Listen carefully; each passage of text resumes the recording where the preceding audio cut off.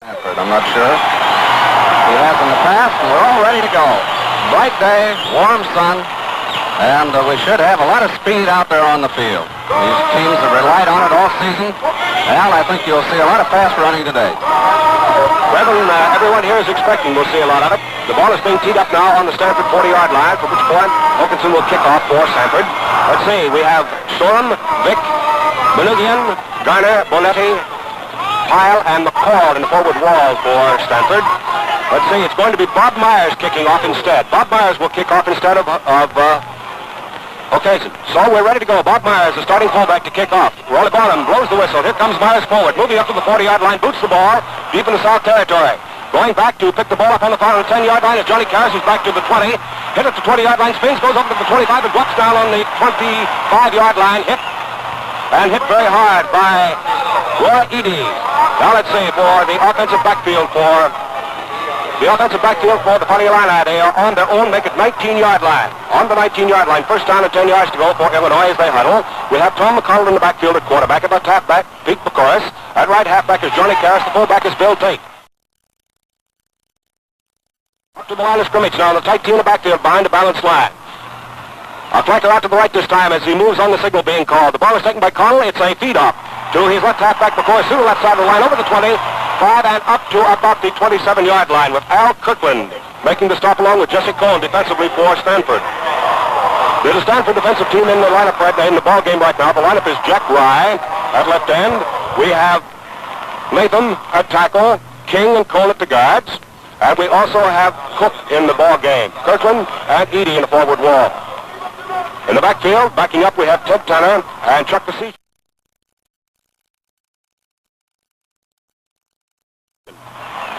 Tight team in the Illinois backfield, they send a flanker out to the right once more.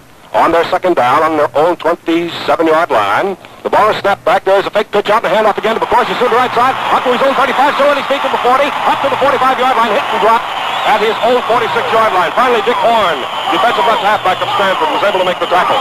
So it's going to be at first down and 10 yards to go for Illinois on their own 46-yard line. They took that ball from their 19 to their 46-yard line for 27 yards. So it's first down and 10 yards to go for Illinois. The ball is equidistant between sidelines on the Illinois 46-yard line. Up to the line of scrimmage now. Tight T in the backfield. They may hike out of it. They do send a flanker out to the left as the end to the left splits wide. The ball comes back to O'Connell. He feeds it off to Karras. He's right around the left side up to the 50-yard line. Hit at the 50. Spins and drives over to the 47-yard line in the territory of Stanford before Roy Edie, defensive right end of Stanford, is able to make the stop. So let's see. That ball is brought from the 46-yard line in Illinois territory over to the 47-yard line in the territory of Stanford. Coming up for Illinois, and they have just about 2 yards to gain. Second and about 2.5.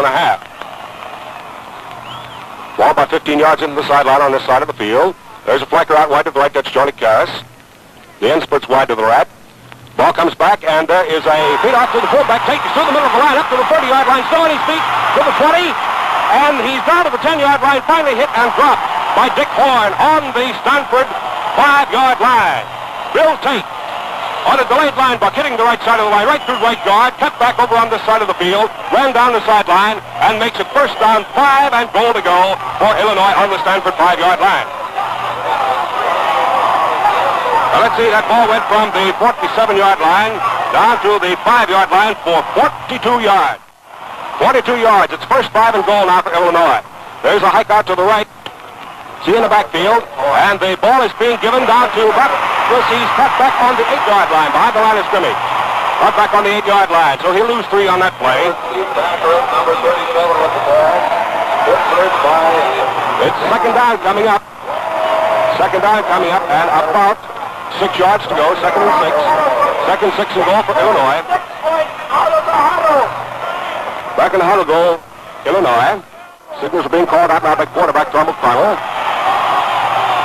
Boy from Chicago South, sophomore at Illinois, behind the balanced line, sends his flanker out to the right. That is Johnny Karras. The man in motion out to the left. There is a pitch back to Karras. He's up to the line of scrimmage. Hit the goal line, and over he goes for a touchdown for Illinois.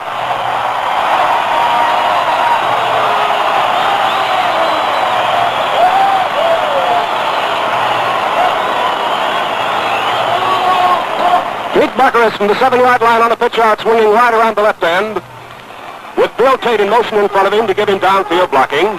Pete Bucker makes a touchdown for Illinois. Sam Rebecca, the senior from Rockford, Illinois, and specialist at the point after touchdown, has come in. He's going to try for the extra point. The hold the ball will be Don Engels.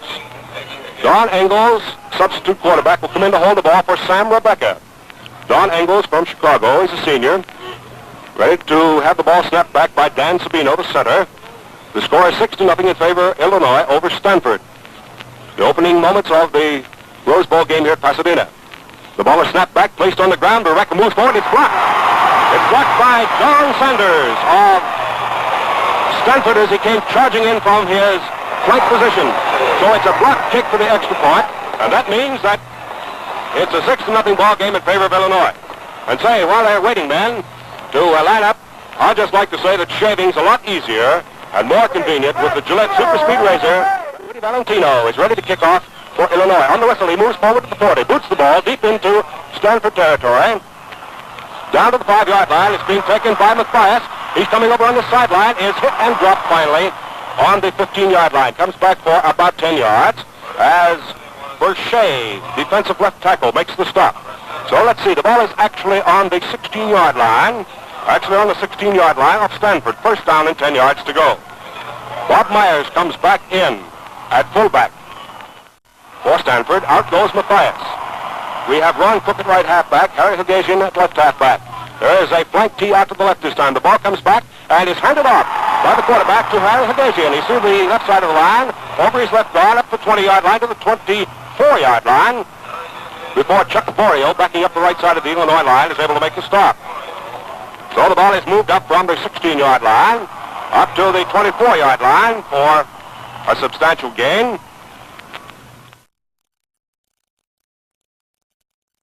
There is another handoff in the backfield. This time it is to Ron Cook, the right halfback, and he tries to spin his way through the right side of the line, gets up to the 25, is hit at the 25-yard line, but Don Ernst, the right guard of Illinois, and stopped at that point. That means the third down will be coming up with 3 to go for Stanford. They're 15 yards in the sideline on this side of the field. 6-0 in favor of Illinois. Now we'll see. Tight team in this backfield this time for Stanford.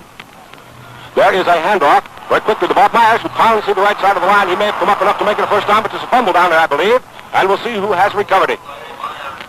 Myers, the fullback, pounding through the right side of the line. The official, Ronnie Barnum, has come in to place the ball on the ground. It looks as though it may be on about the 27-yard line. It is enough for a first down for Stanford. On the 27, first down and 10 yards to go for Stanford. On their own 27-yard line. They are 15 yards in from the sideline on this side of the field. 6-0 in favor of Illinois. There's a wide flanker going out to the left this time. That's Ron Cook in the T formation. There is a crossover handoff to Harry Hugasian, who tries to come through the middle of the line and is stopped at the line of scrimmage. Chuck Borio backing up the right side of the Illinois line, along with Elliot Popa, certainly have been cracking in there and moving in low and fast. Illinois using a 6-2-2-1 defense. It's second down coming up now, and about 9 yards to go. Second and about 9, there's a wide flanker going out to the left. That's Ron Cook from Stanford. As the ball is taken by Coy, he fades back. He's being chased, then gets a pass off into the flat. On the far side to Hugasian on the 30. He's up to his own 40, to the 44-yard line. Hit and knocked out of bounds, as the headlines, but is also knocked down on the far side by a clip. On the 44-yard line, Stan Wallace pushes him out of bounds on the 44-yard line. So there is a move from the 27 to the 44 of 17 yards for a first down for Stanford. So we're ready to go. Stanford having the ball, first down at 10 yards to go on their own 44, and a fine pass from Gary Katorian, who right now comes out into the flat to the right on the T formation. He is the wide flank back. There is going fading back, going a long pass downfield, and is completed to the call on the 50, and he struggles and fights his way to the 45, loses the ball. There's a scramble. The whistle is already blown. It looks as though the whistle is already blown down on the Illinois 45-yard line, where it will be first down, 10 yards to go for Stanford from that point. First down and 10 yards to go for Stanford from their own 44 to the 45-yard line in Illinois territory for a gain of 11 yards on that forward pass. The ball is equidistant between sidelines on the Illinois 45-yard line. Out of the huddle come the Stanford end ends. On the T formation, the wide flanker out to the right, the end split wide. Krikoyan takes the ball, and on it, the late line bucket is Bob Myers hammering into the middle of the line. Gets nowhere, absolutely nowhere, with Marvin Berchet in there to roll under low and make the stop. So it's still 6-0 in favor of Illinois, and Stanford has opened their passing attack against the Illinois ball club. And time is being taken out by Illinois. Time being taken out by Illinois, with the score standing 6-0 in favor of Illinois. Well, say, men, tough beard is no problem when you shave with the modern Gillette Super Speed razor. This razor always gives you smooth, spick-and-span shaves quickly and easily. What's more, ingenious one-piece construction makes it the most convenient type of razor money can buy. Yes, the Gillette Super Speed changes blades instantly, cleans instantly, and shaves like a charm. There's nothing to take apart or put together. Nothing to jam or clog, and every stroke is light and gentle. For a world of shaving ease and satisfaction, buy a Gillette Super Speed razor. You get it with the 10-blade Gillette dispenser in a handsome styrene travel case that opens at a touch. Yes, men, and for this big $1.75 value, you pay only $1 at any convenience store. And we pause now 10 seconds for station identification. Right back here at the Rose Bowl in Pasadena, California. We have a couple of substitutions for you. We'll give them to you in a moment. Right now, Krikoyan is operating from the tee, fades off to the right, shoots a pass out into the flat. That is completed. The big Hugasian, he's down to the 30-yard line in the territory of the Fighting Illini. A completed pass from Krikoyan to Hugasian, the left halfback. He's down to the 30-yard line, moving from the 45 for a gain of 15 yards. And another first down and 10 yards to go. First and 10 for Stanford. On the Illinois 30-yard line, about 20 yards into the sideline across the way. Changes up front for Stanford. Or rather, not fullback, but safety man is Alfred Brusky, one of the fine ball players on defense. Wide flank tee out to the right this time for Stanford on first and 10. There is a handoff in the backfield. Going through the left side is Ron Cook. Taking the handoff, moving over to the 30-yard line as Chuck Borio meets him at about the 28 and drops him. So it's second down coming up. Second down coming up. Let's see how much he did gain actually. I believe a red flag went down on the field that time. We may have an unnecessary roughness penalty being charged against Stanford. We'll see that in just a moment. Where it'll be first down and 25 yards to go. First down, 25 yards to go for Stanford. They split the ends wide, send a flanker out to the left. That's Ron Cook. There is Krikoyan fading back with the ball, looking for someone to pass to. He's being chased now. Runs off to the right, comes up to the 50-yard line, stops, shoots one downfield, and is completed. The big McCall on the 25-yard line. He's hit and dropped immediately. Make it for 24. No wonder this boy McCall was an All-American. He's up high in the air, and a 225-pounder can really get in there and go. So that pass completed from the 45-yard line to the, actually, make it the 24-yard line for a 21-yard gain. A 21-yard gain in the first down, and rather second down, and just about 3 yards to go. Make it 4 yards to go. There's a flanker out to the left this time. Krikoyan takes the ball, fades off to the left. He's looking for someone to pass to, fires it across the line, and finishes the play. He's Cook on the 10-yard line. He steps back a couple of yards trying to get away from a tackler. His hit and dropped on the 14. Let's see who made the tackle that time. It must have been Herb Nethery, the left halfback from Hoopson, Illinois. So it's enough for a first down. I believe, yes, enough for a first down for Stanford on the, make it 13-yard line of Illinois. For Stanford on the Illini 13. Wide flanker out to the right this time. Krikoyan, the quarterback, takes the ball, hands it off to his left halfback Hugasian, who pounds into the 10-yard line. Hit it to 10 and falls forward to the 9. Bob Lenzini, defensive left guard of Illinois, was under there close and low to make the stop. The official places the ball, however, on the 8-yard line. Second down coming up and about 5 yards to go for Stanford. The flanker comes out wide to the right once more. McCall splits wide at right end. Krikoyan, the center, takes the ball, hands it over this time to his left halfback, and that's Hugasian. He pounds through the left side, drives and butts his way up to the 5. And that's where he stopped at the 5-yard line. He falls forward just over the 5, nose in to the 4-yard line. But it is just nose over the 5, so actually we'll call it the 5-yard line. It'll be third down coming up and just about a yard to go. The stop was made that time by Don Ernst and Bob Lenzini, the defensive guards of Illinois. Third and 2. Third and about 2 for Stanford on the Illini 5-yard line, and Illinois leads 6-0. There's Krikoyan in a tight tee in the backfield, handing off this time to Myers, the fullback. He drives up to the 1-yard line and stopped at the 1-yard line. So that's going to be enough for a first down. First down, 1 yard, goal to go for Stanford on the Illinois 1-yard line. That was Bob Myers on a direct butt through the left side, splitting left guard and left tackle. driving over on the left side, 15 yards off from the sideline across the way. Gary Krikorian, the quarterback, has called his signals. Tight T in the backfield. Let's see who handles. There is the left halfback, Hugasian, through on the left side, over for a touchdown.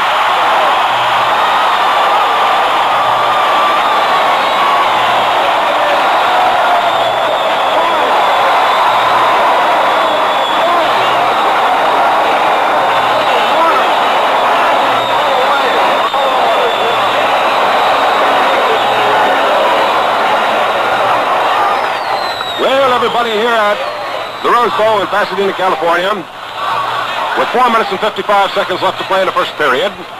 The score is all tied up at 6-6. Now let's see who's going to try for the extra point here. To hold the ball, it will be number 25, Hugasian, who just made a touchdown, and Gary Krikorian, the quarterback, will try for the extra point, and he very seldom ever misses. There is a red flag going down on the field as Illinois charges before the ball is snapped. From its original point, we're ready to go. Here is the snap to be made. Back to the ball handler. And there is the kick by Krikorian. It's good. The score is 7-6 in favor of Stanford.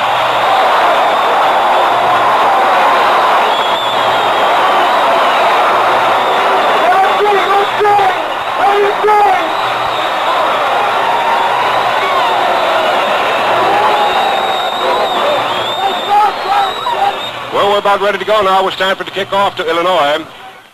And he's been sitting over there chewing on his hat brim ever since it started. And I know he'll have plenty to say about this one. There's Myers forward on the whistle. Boots for Stanford down deep into Illinois territory. Johnny Karras over on the 5-yard line, the far sideline, fakes a handoff as he comes scooting around the left side. Back to the 15. He's bottled in and knocked out of bounds on the 17-yard line on this side of the field by Cook. Cook from Modesto knocked him out of bounds. He was also helped on that play by Edie. So let's see now. It is first down and 10 yards to go for Illinois. The ball is on their own, make it 18-yard line instead of 17 as the official moves it forward by about another yard. In the Illinois backfield, Tom O'Connell at quarterback. At left halfback, Pete Bockeris. At right halfback is Johnny Karras, and the fullback is Bill Tate. A flanker goes out to the right this time as O'Connell is getting ready to handle the ball. He hands it off this time to his fullback Tate, who pounds to the right side of the line over the 20, up to about the 22-yard line before he's stopped by Cook. And this boy, Hart Cook, is playing on the left side of the Stanford line, his left guard. As I said a moment ago, he's a senior from Modesto, California. He's been in on most every tackle that has happened during the time he has been playing defense. There's a tight team in the backfield with a flanker moving out to the right. That's Karras. Ready for the ball to be snapped back to O'Connell. Back it comes. He fakes a pitch up and hands it off to his fullback, Tate, who is through the left side of the line, drives, fights his way up to the 30, still on his feet, still drives, and fights his way up to the 37. That's Cook. That's Cook making the stop along with Bob Latham. It's a first down and 10 yards to go for Illinois on their own 38-yard line. On the 38. So it's first down and 10 yards to go for Illinois. Let's check the backfield once again for you. At quarterback is O'Connell. Halfback is Pete Bockeris. At right halfback is Karras. The fullback is Tate. There is a flanker coming out to the left this time as the end splits wide for Illinois in first and 10. The ball is handed off this time to Johnny Karras, who swings off the wing, tries to come through the left side and picks up just about 1 yard as he's stopped by the entire right side of the Stanford line, namely Cone, Kirkland, and Edie. So it isn't much of a gain on that one. Makes it second down coming up and 8 yards to go for Illinois. The ball resting on their own 40 for a 2-yard pickup. The ball is about 20 yards in from the sideline on this side of the field. On the Illinois 40 in favor of Stanford over Illinois.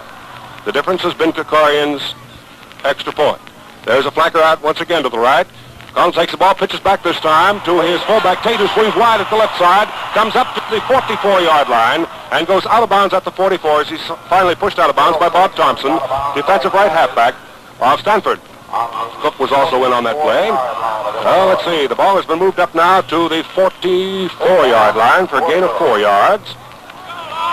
Makes it third down, and we still have about 4 yards to gain for Illinois.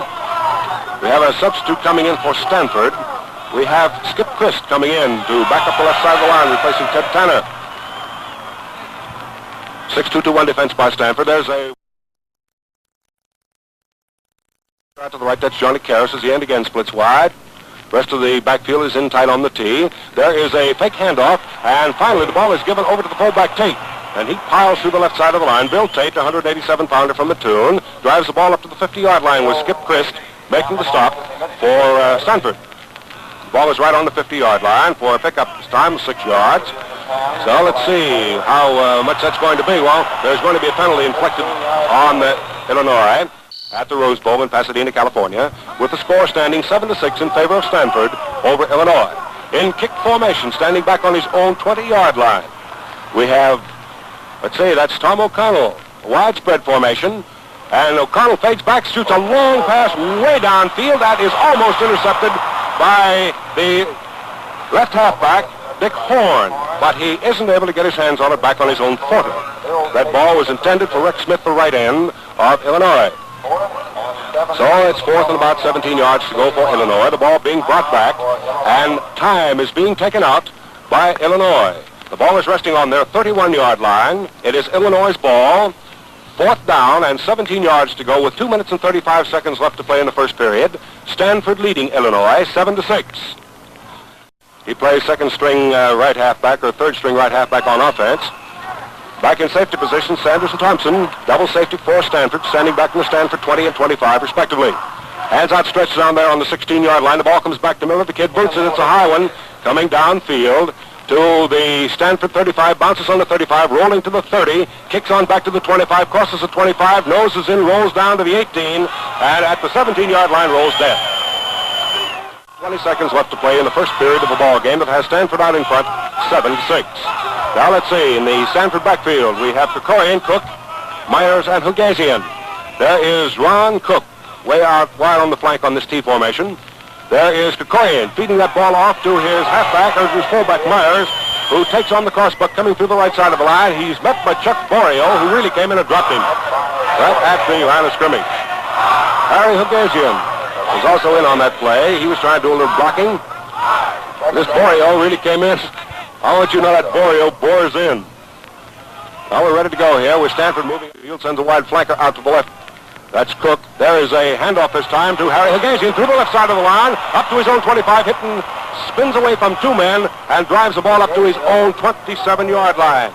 Up to the 27-yard line for a pickup of just about 10 yards. And it's just close enough that the officials are going to have to measure to see whether or not it is a first down with 1 minute and 38 seconds left to play in the first period of a ball game. Let's see, it's being measured. It is short. Let's call it 1 yard again, although it's actually about a foot. The ball resting down there on the 27-yard line, just about the 27-yard line, 15 yards in the sideline and side of the field. Tight T in the backfield this time. There's the ball being handed off to Hugasian, and he hurdles the line over the 30 and makes it a first down on about the Stanford 31-yard line with Bob Waddell of Webster Groves, Missouri, the junior 210 making the stop for Illinois. Going to be a first down and 10 yards for Stanford on their own 31-yard line. First 10 Stanford on their own 31.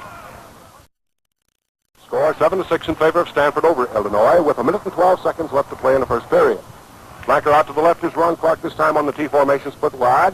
There is Krikorian fading back. He's getting protection. Now he's suddenly bottled up, gets more protection, and he's finally slowed under and knocked down back on his own 26-yard line. Cliff Waldeser, the right end, came filtering through and made the stop on the 26. So there's a loss from the 31 back to the 26 of 5 yards. It'll make the second down come up 15 yards to gain for Stanford. They are 15 yards into the sideline across the way on their own 26. We have about 40 seconds left to play in the first period of the ball game. 7-6, favor of Stanford. There's a wide flanker coming out to the right again. It is Cook. Krikorian up tight. Gary calls his signals. Feeds the ball off to Hugasian again on a fake handoff to his fullback. Hugasian coming across in the crossbuck. Takes the ball and goes through the center of the line with Chuck Borio there to meet him. So it'll be 3rd and 15 coming up. 3rd down and 15 yards coming up for Stanford. The ball is about 15 yards into the sideline across the way. McCall splits wide this time up front. He's the All-American right end. Tight in the backfield. Krikorian takes the ball, fades back. He's looking for McCall. Here comes a long pass downfield to him. McCall dribbles the ball and finally takes it. Finally takes it on the 50-yard line. Steps out on the 49-yard line of Illinois. Big McCall gets that pass completed on the 49-yard line for a 20-yard forward motion. It's a first down and 10 yards to go. A 1st and 10. First down and 10 yards to go for Stanford on the Illini 49 as Bob Mathias comes back in the backfield at fullback, relieving Bob Myers. Bob Mathias, the junior from Tulare, the decathlon champion. And there, everybody, is the end of the first period of the ball game. It's 7-6 in favor of Stanford over Illinois. And fans, the best way to get tough beard ready for smooth, easy shaving is to give it a quick workout. And it keeps the bacteria count down. Enjoy shaves at our shave. Use K34.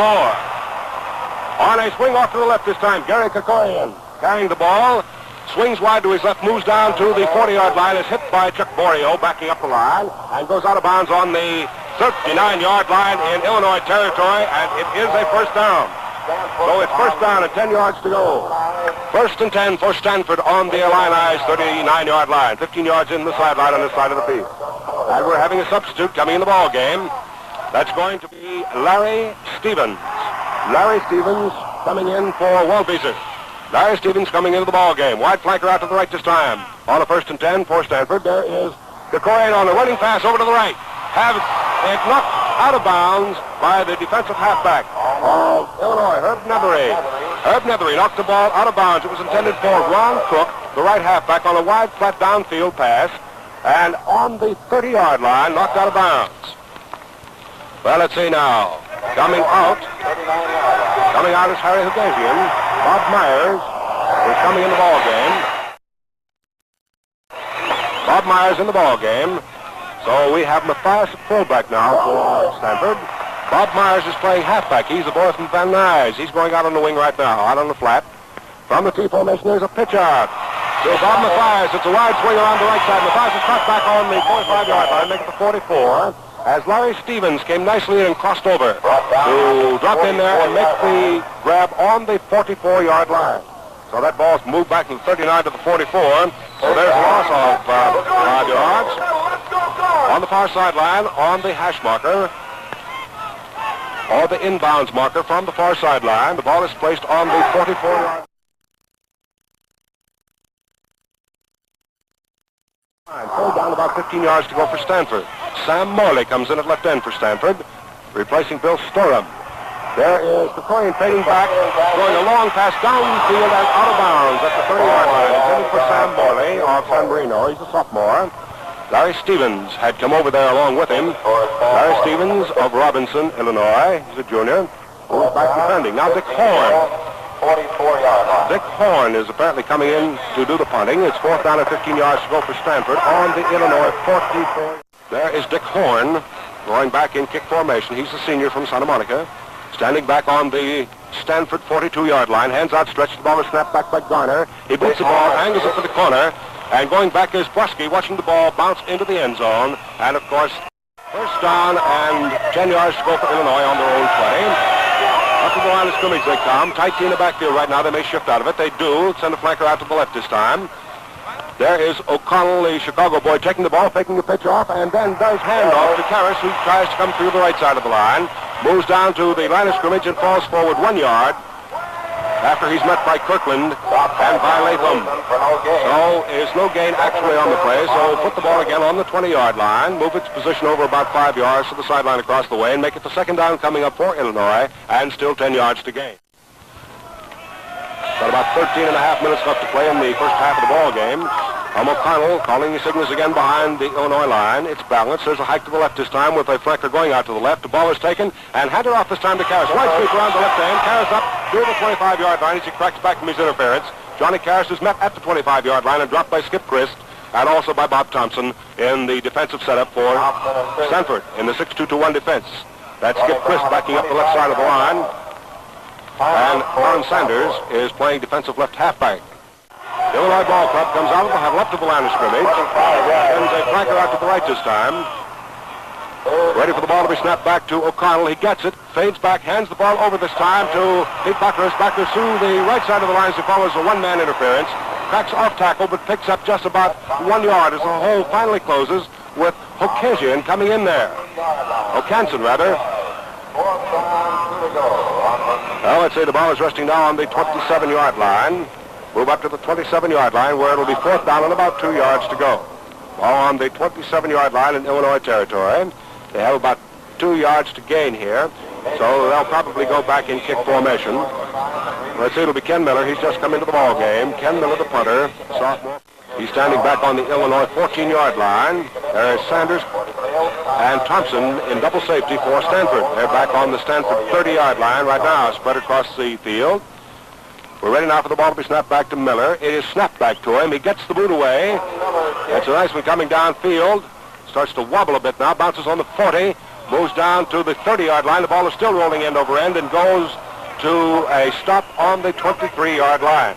Bob Mathias apparently is remaining in at fullback. No. Oh, is that right? Mathias at fullback? Yes, he is. He's in there at fullback.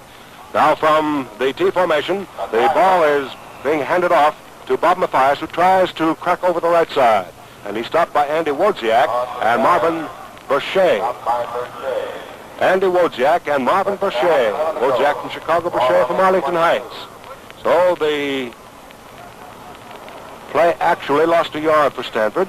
It means that they're back on that 22-yard line with second down about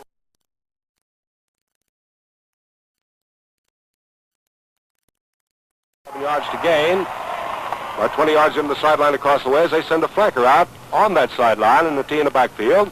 Krikorian takes the ball, fades back, shoots a pass across the line, scrimmage to Mathias on the 25. He's in the clear on the 30. Finally cut from behind and the side on the 34-yard line by Wojciak and dropped. Bob Mathias, who has been having trouble with his ankle recently, wasn't able to get away despite the fact that the pass was completed to him, and he went nicely down to his own 34-yard line. It's still a first down and 10 yards to go for Stanford. Down on the 34-yard line of Stanford.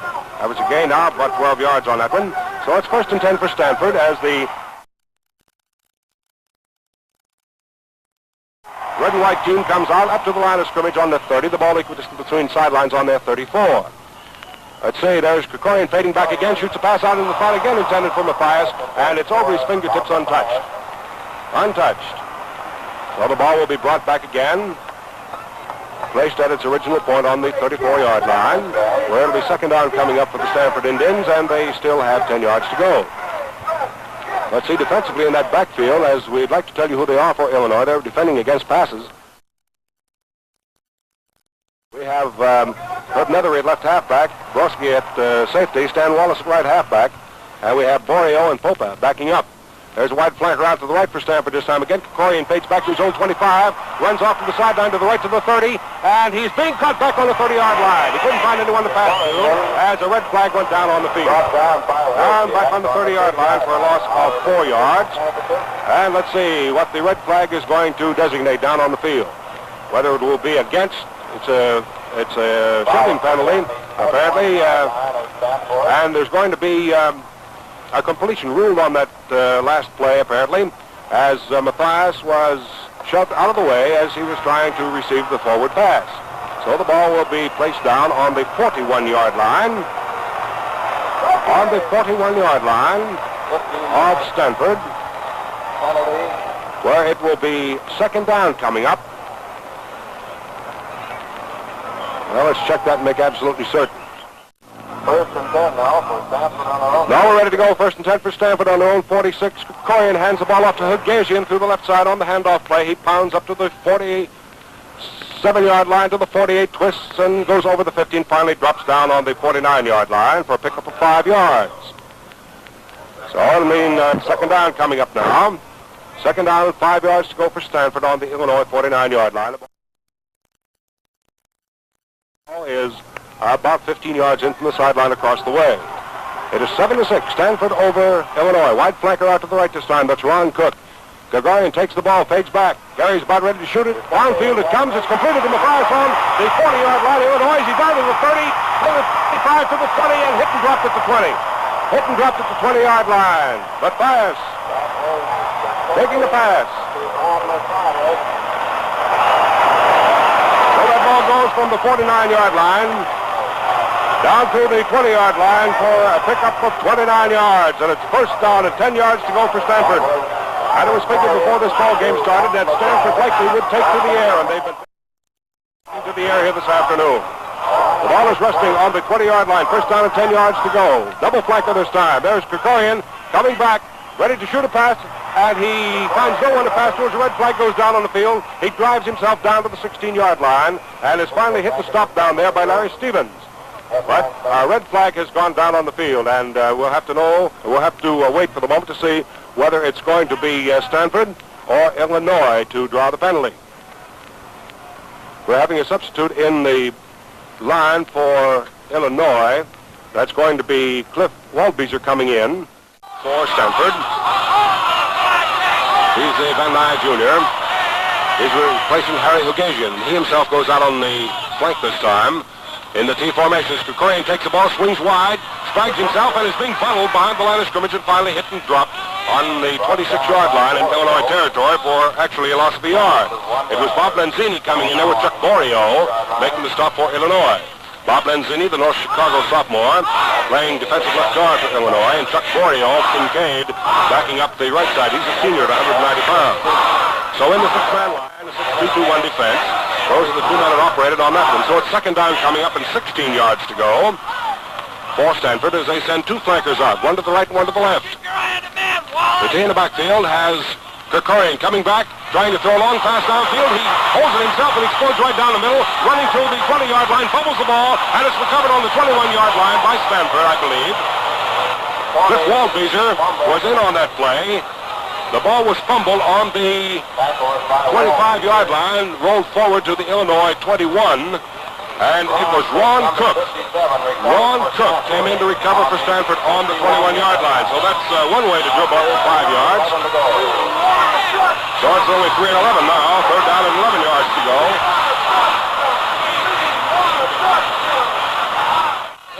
So actually Stanford, I guess, was using 11 men and 2 pups.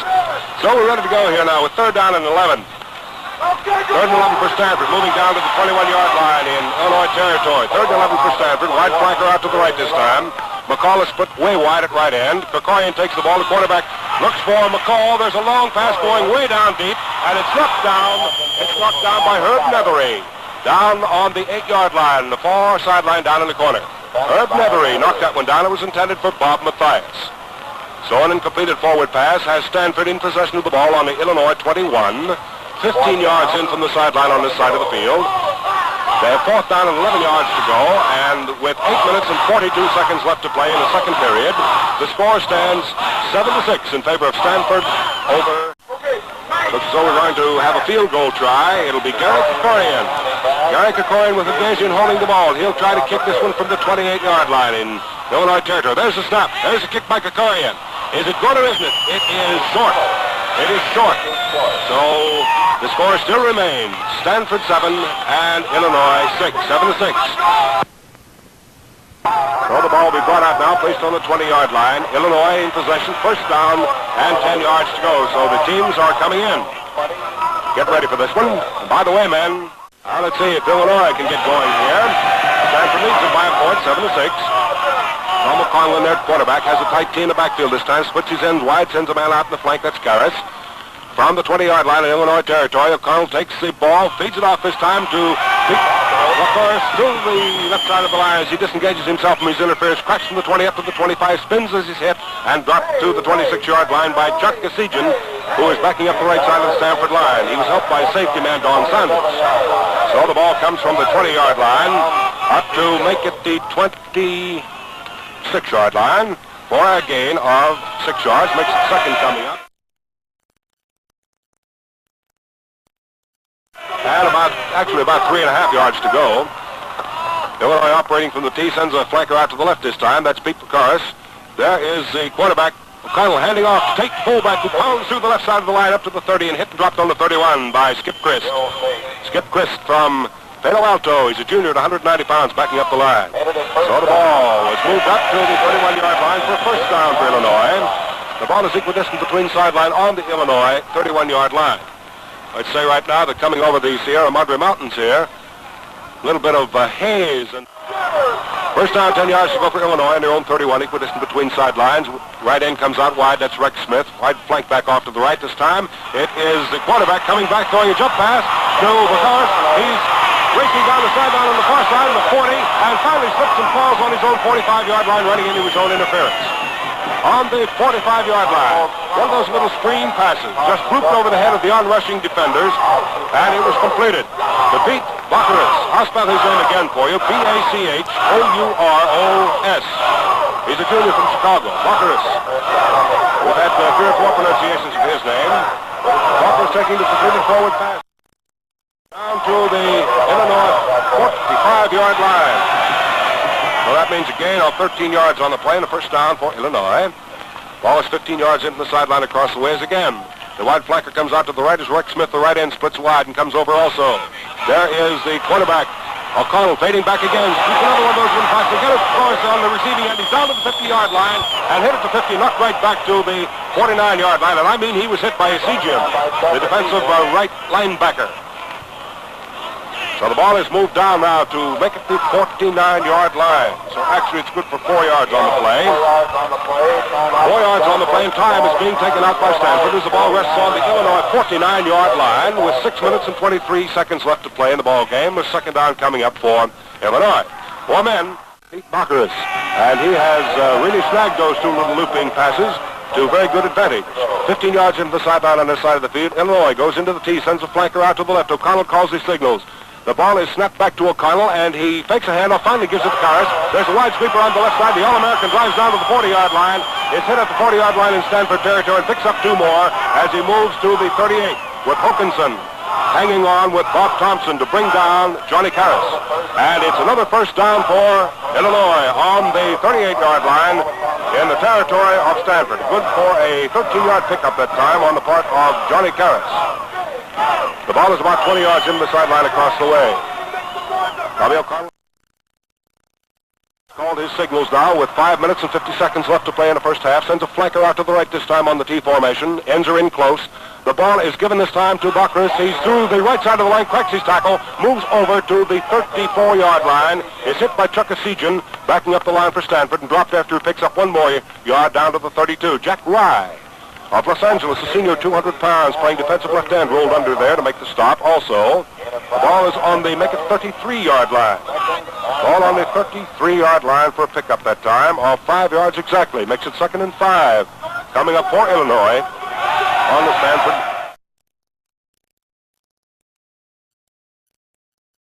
33-yard line. They're 15 yards into the sideline on this side of the field as O'Connell hauls his backfield in tight, then sends his end Rex Smith out wide as he pulls his flanker over to the right. Takes the ball, fades back to the 40-yard line, shoots a spot pass right across the line of scrimmage. That's almost caught by Rex Smith on the Stanford 18-yard line. Skip Christ almost had his hands on it when Rex Smith had it bounce off his chest, but it goes as an incompleted forward pass and will be brought back to the 33-yard line, where it will be third down coming up for Illinois. They'll still have 5 yards to gain down in the on the Stanford 33. It's still 7-6 in favor of Stanford over University of Illinois. And this is the 38th Rose Bowl game being sent your way over NBC from Pasadena.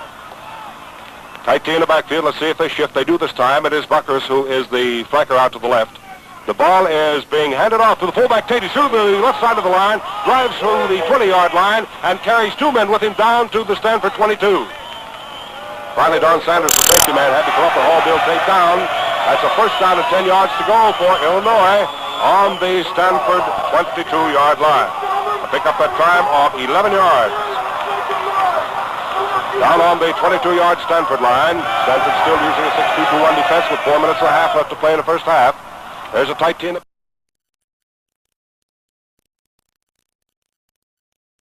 off to a flanker over to the right this time, does Illinois behind the balance line. The end is split wide. There is a fake handoff, then finally it's Baccharis who takes the ball on the direct handoff and bucks into the 20-yard line with Latham, King, Chris, and Cole all making the stop for Stanford. Ball is moved right down to the 20-yard line for a 2-yard pickup. Right down to the 2 for a 2-yard pickup. Makes it second down coming up for Illinois. 8 yards to go in this series of downs. Ball is equidistant between sidelines. On the Stanford 20-yard motions that the clock is to continue running. It does now. The ball is on the 20-yard line. Second down and 8 for Illinois as they are about ready to come out of their huddle once again. Hugasian calling the signals for the Stanford defense as his team move into a 6-2-3 defense, actually. There's a hike out to the left by the Illinois left end. There is the quarterback coming back to throw a forward pass, and he's thrown under and knocked down as he tries to get his pass away. back on the 34-yard line. It was Roy Eady of Berkeley, the right end, who came back in there, knocked him down just as Tom O'Connell was starting to get the pass away. So it's Ron Eady coming in to knock the passer down. It goes as an incompleted forward pass, and the ball is being taken back to the 20-yard line in Stanford territory, where it'll be 3rd and 8.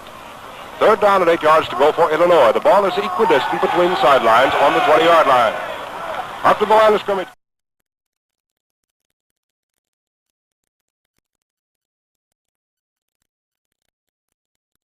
On the balance line goes O'Connell to call his signals on a tight T. Sends his flanker over to the left as he splits his left end wide. O'Connell ready to take the ball. He does. Fades back to the Stanford 28-yard line. Can't find anyone. Then throws into the end zone over the fingertips of Joe Bernasco in the end zone. Joe Bernasco almost had that one in the end zone, but couldn't quite hold on to it. So it'll be 4th down and 8 coming up for Illinois on the Stanford 20-yard line. Well, we still have 3 minutes and 33 seconds left to play in this ball game in the first half. And I tell you, when Braven Dyer told us originally that we could expect a thriller here this afternoon, he wasn't kidding. Sam Rebecca has come into the ball game for Illinois, and that can mean only one thing, that the Illini, he's right in front of the goalpost. He may or may not be able to make it. Right now it is Stanford 7, Illinois 6. We're waiting for the snap to come back from Dan Sabino. Here it comes. It's placed by Ingles, kicked by Rebecca, and it is no good. Wide to the right. It is no good. The score remains Stanford 7 at the University of Illinois 6. 7-6.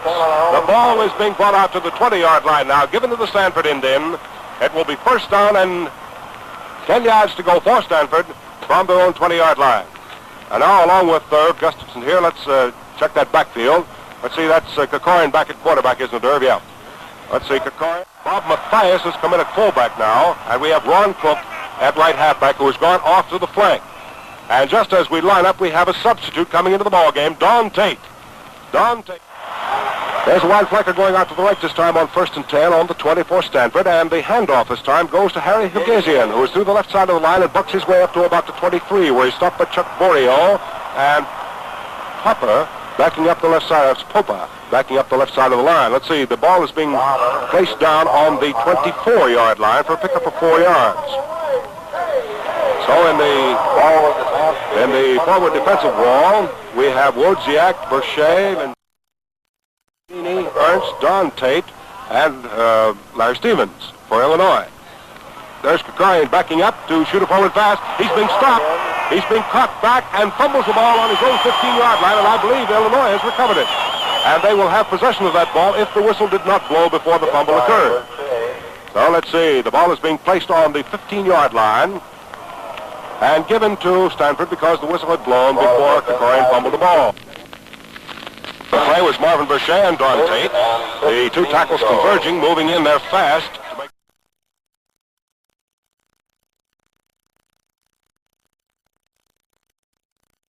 The pushback and the stop, so it's 3rd down and 15 yards to go now for Stanford. Back on their own 15-yard line. There goes Ron Cook out on the flank on the left side this time as Kekorian takes the ball. Gary fading back to the 5, being chased. He runs to the right and fires forward pass that is knocked down by Joe Bernasco and Chuck Borio, both coming in. That was intended for Sam Morley, the left end of Stanford, and the pass was almost intercepted. Chuck Borio is the fellow who had his fingers on it. Joe Bernasco was the man I thought for the moment who had gotten in there, but it was Chuck Borio. Chuck Borio, we have about 2 minutes and 15 seconds left to play as Dick Horn comes into the ball game for Stanford. Dick Horn, the punter. Gary Kekorian, the passer. Let's see who goes back in kick formation. It is Dick Horn to stand back on the Stanford 3-yard line and go into safety position. Is Herb Nethery and Alfred Broski for Illinois. There's the ball back. It's a bad pass from center. He picks it up, gets a kick away. It's a nice one coming downfield anyway. And it's taken on the 45-yard line by Herb Nethery. He fights his way back to the 50-yard line, just short of the 50-yard line. With 2 minutes left to play here in the first half of the ball game, with Stanford out in front over Illinois, 7-6. Now let's see. It's 1st down and 10 yards to go for Illinois. Put that ball on the 49-yard line in Illinois territory. On the 49-yard line, the ball equidistant between sidelines.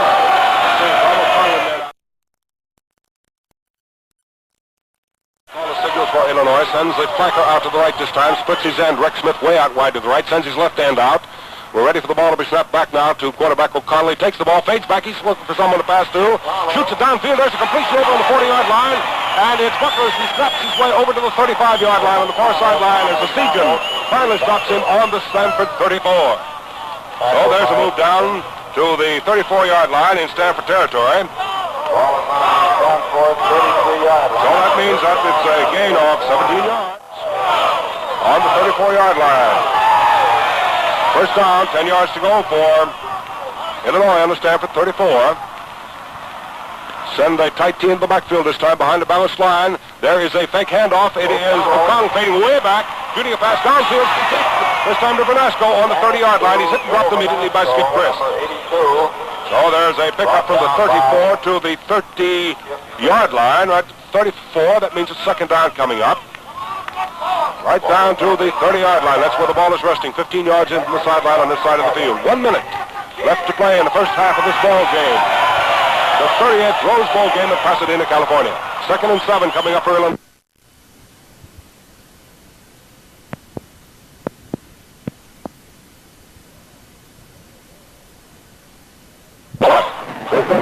Out wide to the left. There's a flanker to the left. That's Bucharus. The ball is taken by O'Connell. He fades back, shoots a long pass way downfield. There, goal line, he dropped. Oh, Joe Bernasco from Mishawaka, Indiana, drops the ball on the goal line. Going back there with him was Bob Thompson. The clock is stopped at 44 seconds. That was quite a forward pass. That would have been 30-yarder, right down to the goal line. So the ball is being brought back now to the 30-yard line in Stanford territory. In possession of the score is still 7-6. Stanford over the University of Illinois. They come out of the huddle on 3rd and 7 up to the Stanford 30-yard line with about 45 seconds left to play. They send a flanker out to the right this time with O'Connell calling the signals for Illinois. Takes the ball, fades back. He's looking for someone to pass to, gets protection. Fires one that is knocked down at the 15-yard line. Knocked down at the 15-yard line by Don Sanders, the safety man. The ball was intended for Rex Smith that time. But Don Sanders had that one diagnosed correctly. We have about 39 seconds left to play in the first half of the ball game. Score is 7-6 in favor of Stanford over Illinois. We've had a dandy here so far in the first half. Wouldn't have missed this one for the world. Glad we didn't have to miss it. Let's see, the ball 15 yards into the sideline on this side of the field. About 39 to 40 seconds left to play as Illinois sends a flanker out to the right this time on the tee. O'Connell calls his signals, fades back. He's going to try another forward pass, fades on back to the 40. Spots one across the line of scrimmage that is knocked down again by Sanders. Don Sanders, the safety man, knocking it down. So that was 4th down and 7. That means that Stanford takes over on their own 30.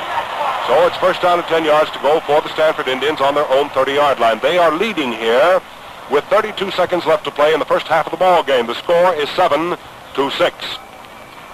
Reverend Dyer will be talking plenty about it at halftime. I know it. As he's over there, well, his pencil's writing just about as fast as anybody as you ever saw. There's Stanford sending a flanker out to the right this time on 1st and 10 on their own 30. It's Kokorin handing the ball off to fullback Mathias, and he tries into the center of the line on the delayed line buck and gets nowhere with Marvin Verche making the stop for Illinois. So we have about 22 seconds left to play. There's 20 seconds left to play. 18 now. The seconds are ticking away here in the first half of this ball game.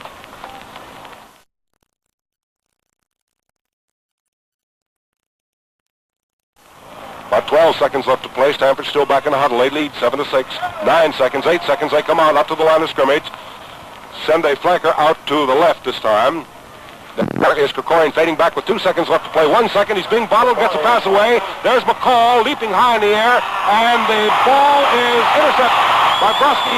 The sideline coming back to the 20-yard line, to the 15-yard line. Hit and dropped on the Stanford 15-yard line. Broski on an interception. Almost run away as the clock ran out here in the first half. Bob Mathias finally caught Broski and saved the touchdown. So at the end of the first half, it is still Stanford 7 and the University of Illinois 6. And we have had quite a first half here at Pasadena. Well, everybody, I said a minute ago, we've had a tremendous first half. A lot of people have been jumping right up from the seats.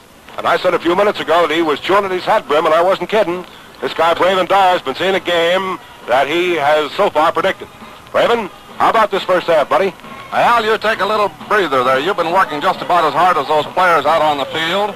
And the score is Stanford 7, Illinois 6, in a tremendous game in which Illinois scored first, missed the conversion, and then Stanford scored, and Gary Krikorian kicked the conversion, making the score 7-6. That all happened in the first quarter.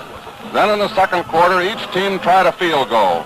Krikorian first from the 28, it was short, and then Rebecca from the 27, and it was wide to the right. So that's the way she stands, 7-6, and we have some prominent sports figures here to talk to you at halftime and tell you what they think of this game. First of all is that very famous and wonderful sports writer from New York, known all over the world, Grantland Rice. Granny, how do you see the game thus far? Brilliant, Braven. I think this is really one of the most brilliant first halves that I've seen anyway. I mean, each using his own type of play. The Illinois attack was a beautiful running attack. Didn't you think so? Yes, it is. And I think Stanford's passing attack is one of the finest things I've seen, especially McCall handling two plays almost impossible. Can you look into your crystal ball and see anything for this half other than more thrills? Any particular prediction? I don't believe the old Delphic Oracle I used to know very well could pick this game the way it's going. Anybody can win it. Well, I'd agree with you on that, and we're very happy to have you out here, Granny, and we hope you'll be back time and time again to see the Rose Bowl game. Thank you, Braven. It's always nice to come back just to see you, I'll tell you that, but this game today is really worth seeing, because this is a very fine football game. But no prediction on the second half. No, I couldn't make it, Braven. All right, thank you, Grantland Rice. Granny has seen a great number of the Rose Bowl games, and he writes some very wonderful articles about football and all other sports. I know of no finer man in sports writing today than Grantland Rice.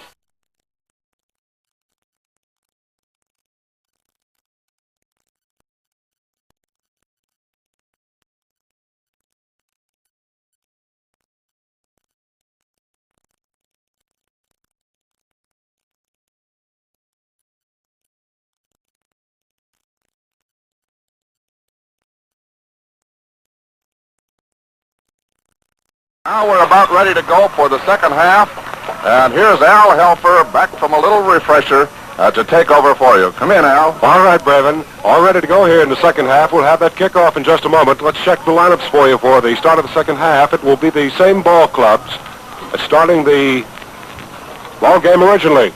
We'll have reading left to right offensively for Illinois. Verdasco, Ulrich, Studley, Sabino, Gnetovic, Jenkins, and Smith in the line. In the backfield will be O'Connell at quarterback, Pete Bucharus at left halfback. At right halfback, Johnny Karras, and the fullback will be Bill Tate. For Stanford, they'll have their offensive team in there too, of Sam Morley at left end, Vick at left tackle, Manoogian at left guard, Garner at center, Bonetti at right guard, Broderick is the right tackle, and McCall at right end. And we might say that this boy McCall has been playing some terrific football here this afternoon so far. The fullback will be Bob Mathias, Krikorian will be at quarter, Hugasian will be at left halfback, and Ron Cook will be at right halfback. And now we're ready for the kickoff. Rudy Valentino to kick off for Illinois. He moves forward, boots from the 40. The ball comes downfield and is taken down at the 25-yard line, back to the 30, to the 34-yard line before the ball carrier is dropped. That ball carrier was Skip Christ, incidentally. Skip Christ down to the 30, make it 5-yard line, where it's first down and 10 yards to go. For Stanford on their own 35. They open the second half here by defending the goal to our right, which is a Southern goal.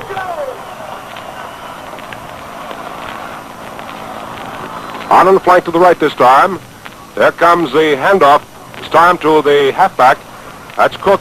Ron Cook pounding into the left side of the line. Gets over the 30 up to about gets up over the 30 as he's cut behind the line of scrimmage and dropped back on about the 32. So that makes it second down coming up.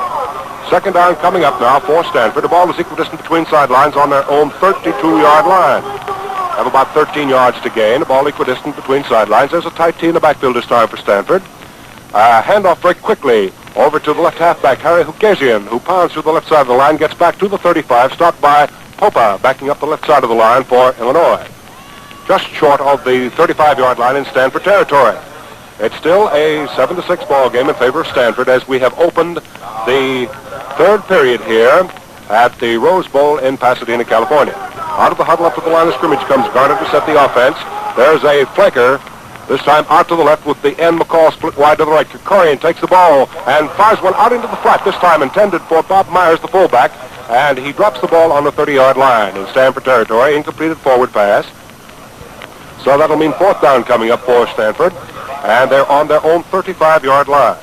Fourth down and 10 yards to go. The ball is about 25 yards out from this sideline on this side of the field. Dick Horn in to kick now for Stanford.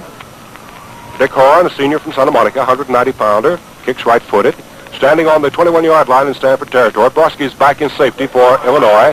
There's a nice kick coming downfield. It's a high one. Broski waiting for it on the Illinois 22, takes it, comes back to the 25, and is hit at the 25, spins over, and gets down to the 27-yard line. So it's first down and 10 yards to go for Illinois on their own 27-yard line.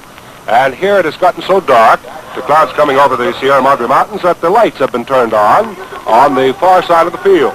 They've been turned on, but there's plenty of sunshine on the far side. It's on this side of the field we're having just a little bit of trouble being able to see. We have a Steel Bowl final for you. We'll give it to you in a moment. There's a flanker going out to the right on T formation, first and 10 Illinois on their own 27. The ball being handled by Connell, hands it over to his fullback Tate, who comes through the left side of the line over the 30, moves up to about the 34-yard line before he's stopped by Cone and also by Skip Christ, who comes in there very quick. Here's the Steel Bowl final, Birmingham, Alabama. Bookman, South Carolina, 17, and Texas College, 13. Now we're ready to go. It's second down and 4 yards to go for Illinois. They send a flanker out to the left this time on their own 34-yard line. O'Connell, the Chicago boy, handles the ball, gives it over to his fullback Tate, who comes through the left side of the line, moves up to about the 37-yard line before he is hit and dropped by Esigian, backing up the right side of the Stanford line. Both ball clubs are using a 6-2-2-1 defense. It's pretty close. It might necessitate a measurement there. Yep, they're going to measure for a first down, see whether or not Illinois has made it. It is a first down for Illinois. The ball is resting on their 37-yard line. On the 37-yard line of Illinois, the ball about 20 yards in from the sideline across the way. First and 10 for Illinois. It's a 7-6 ball game in favor of Stanford over Illinois. O'Connell, this time, has a tight T in the backfield, moves his right end, Smith out to the right, sends a flanker to the right on his signal call, and hands his ball off to Bucharest, who comes through the left side of the line, cracks over between center and guard, moves up to his own 44-yard line where Skip Christ makes the stop along with Chuck Esigian for Stanford, the two linebackers converging to make the stop. Ball on the 44-yard line, so that means that they have moved that ball up to a 6-yard gain on that play. This boy Bucharest has really been running. Pete Bucharest. A T formation in the backfield. Again, it's a flanker out to the right. O'Connell ready to take the ball. He does, and hands it off this time to Bucharest on a come around. Without interference, he drives up to his own 45, swings wide at right end, and moves up to his own 47-yard line before Dick Horn, the safety man, comes up to make the stop, along with Skip Christ, who trailed along behind the line of scrimmage and dived in from behind. It might be enough for a first down for Illinois on their own 47.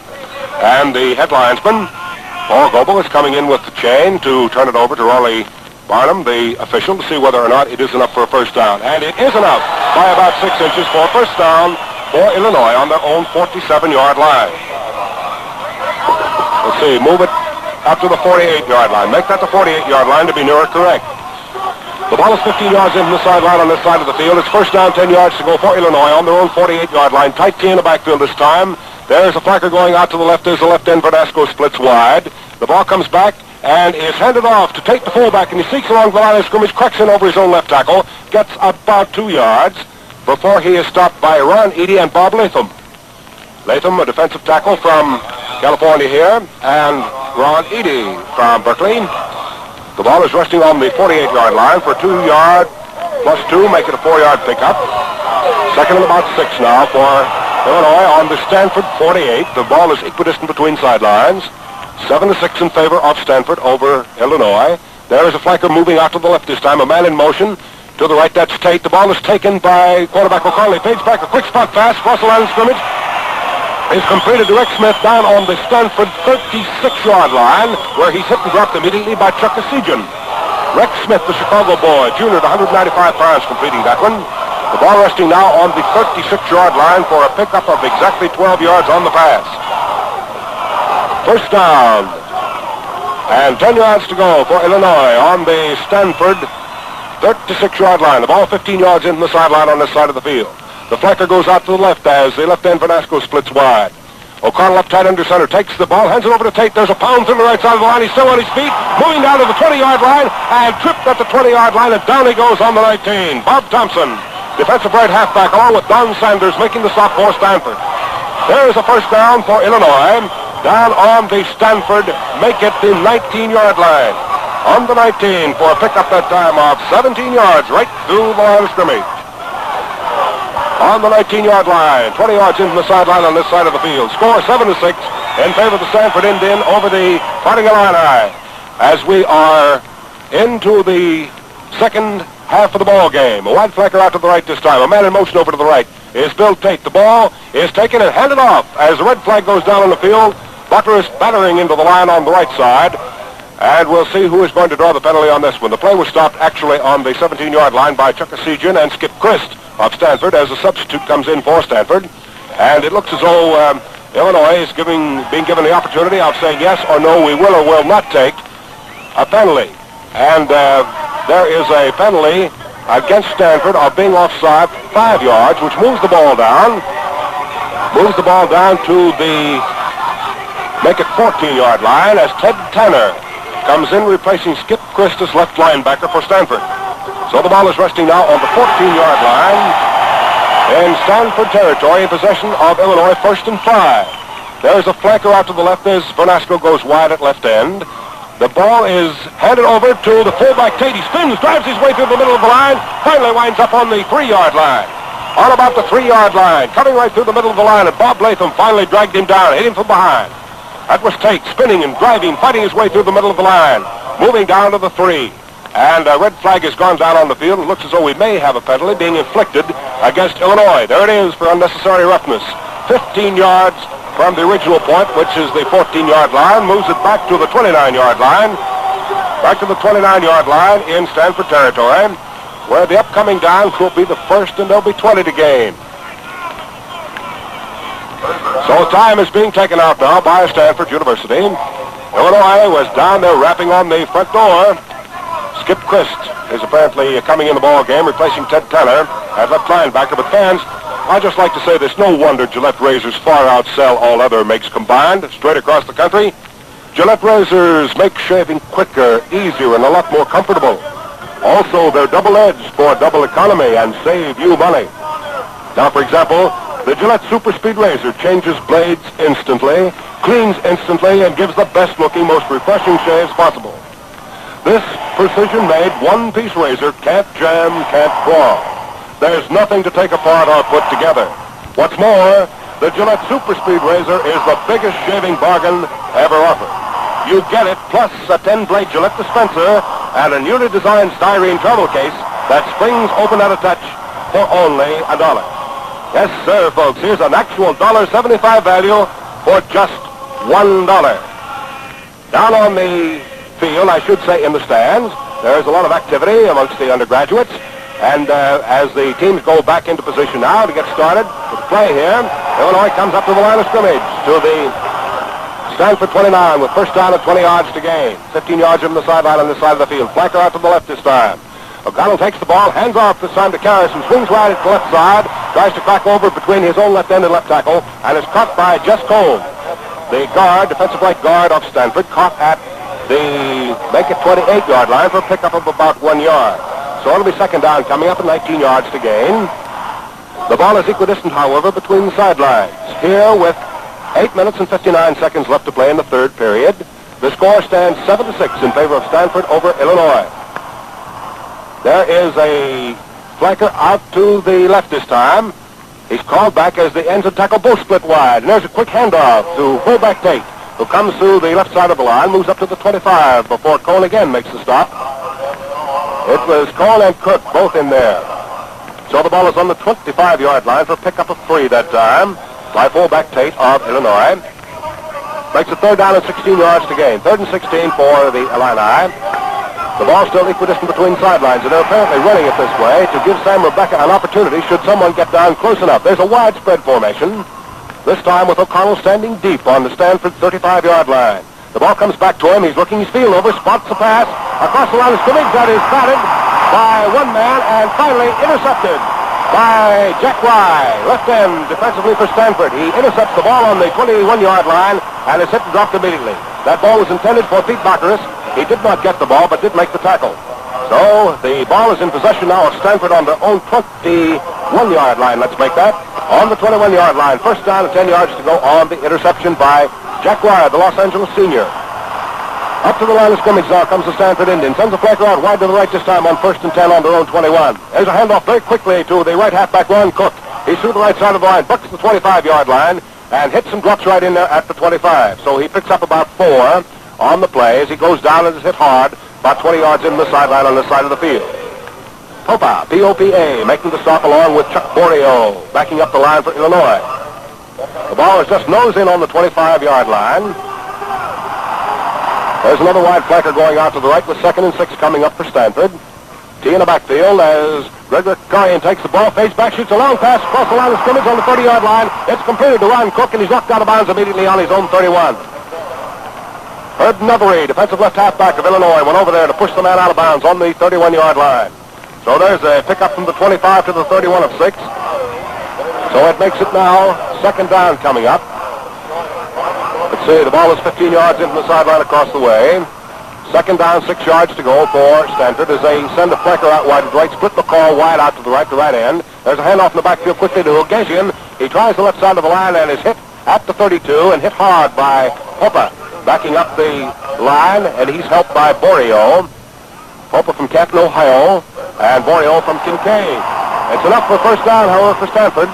Enough for 1st down on the Stanford 32. So it's 1st and 10 Stanford on their own 32-yard line. Ball about 15 yards in from the sideline across the way, which is the eastern sideline. 6 minutes and about 50 seconds left to play in the 3rd period as the flanker, Ron Cook, comes out to the left this time. Krikorian takes the ball, face back, Gary fires the ball, it's completed, but then fumbled at the 40-yard line.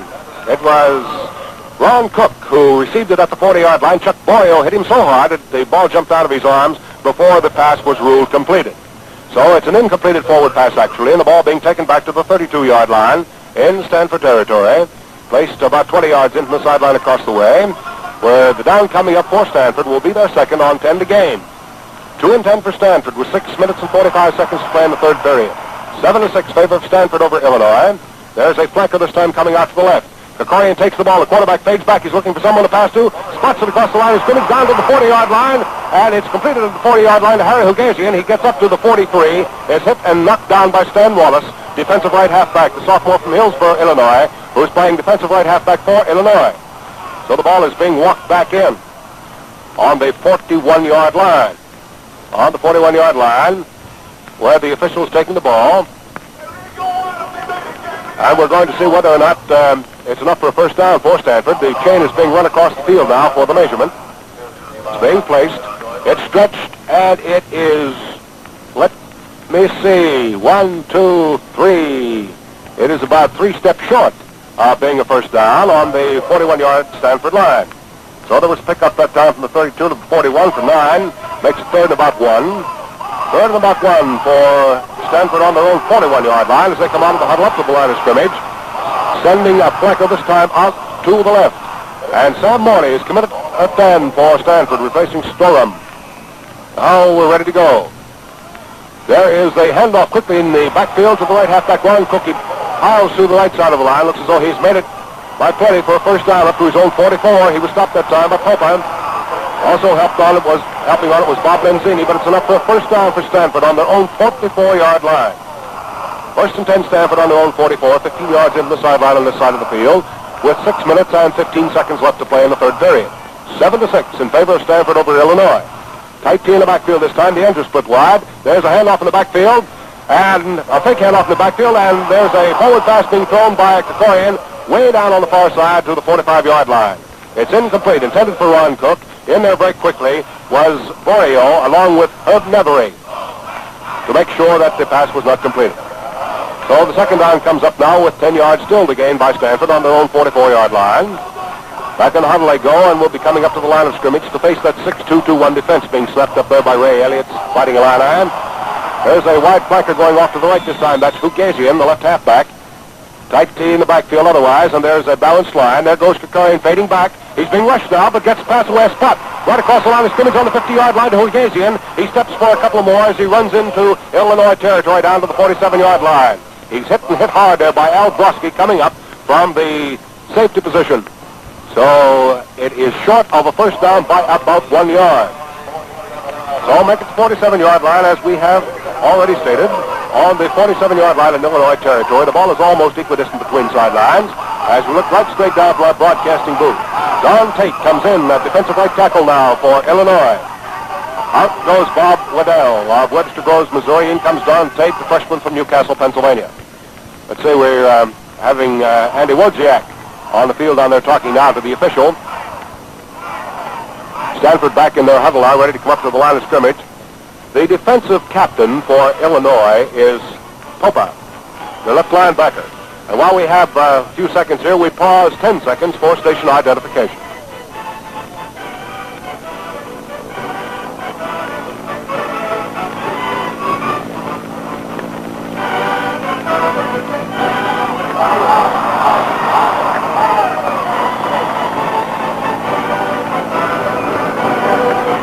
Right back here at the Rose Bowl in Pasadena, California, where we have 5 minutes and 36 seconds left to play in the third period of the ball game, as Bill Storm of Beverly Hills, California, comes in at left end, replacing Sam Morley for Stanford.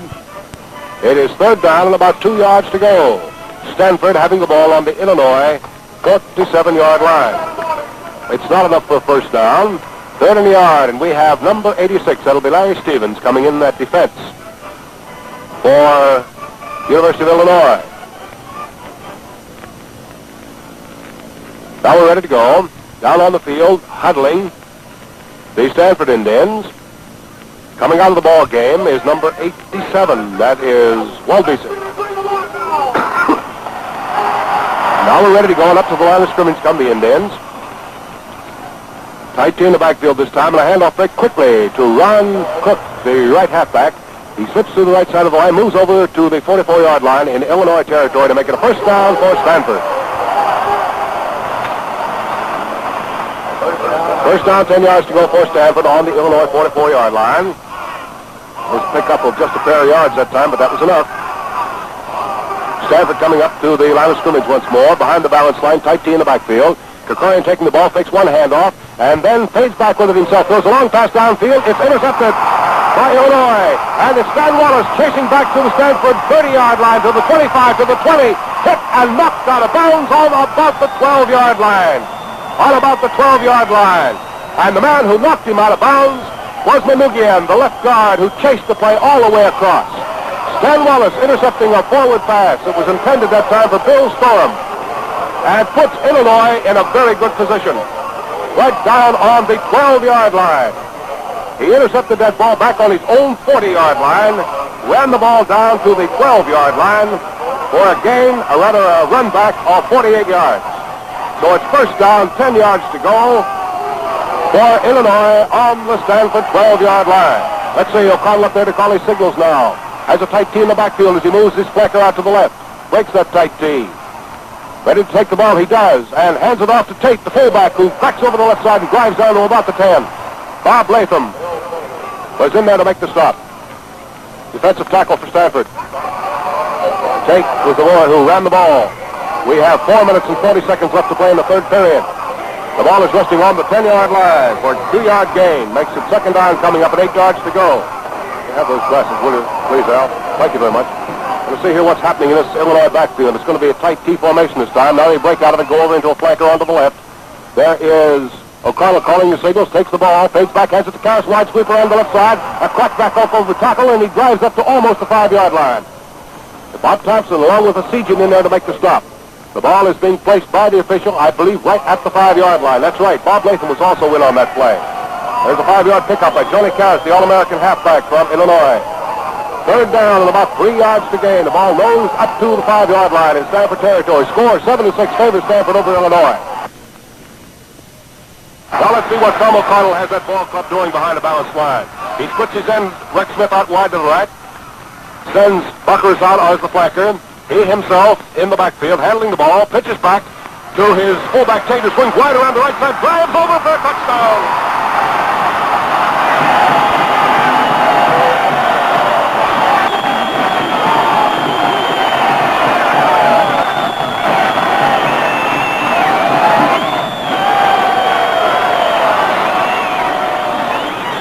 Well, Illinois has scored now, and the score stands 13-7, Illinois over Stanford.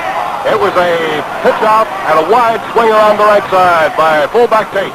He followed one-man interference, moved across the line of scrimmage, drove into the end zone, and Sam Rebecca now will try for the extra point with Engels to hold the ball. Now let's see. We're about to have that ball snapped back by Sabino.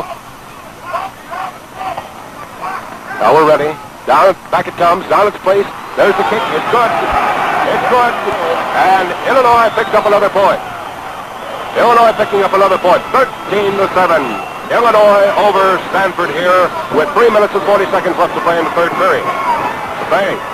There's something about the Rose Bowl game that sets it apart from other football classics. Yes, sir. And men, there's plenty about today's Gillette Blue Blade that sets it apart, completely apart from all other razor blades. For example, the Gillette Blue Blade has the sharpest, longest-lasting edges on earth. So naturally, it gives you the best-looking shaves of your life, and far more of them for your money. To save both time and bother, buy Gillette Blue Blades in the modern Gillette dispenser that zips them out unwrapped and has a built-in compartment for used blades. You pay nothing extra. Holding 20 blades, 40 shaving edges, the dispenser is 98 cents. Look sharp. Feel sharp. Be sharp. Use Gillette Blue Blades with the sharpest edges ever hold. And there's a shot kickoff now by Illinois. Valentino kicks the ball down to the 5-yard line. It's picked up by Ron Cook. He's back to the 15 and to the 20. He's hit and knocked back to the about 18-yard line as he finally spins away and goes down on the 19, hit by Johnny Bauer, the Benton sophomore for Illinois.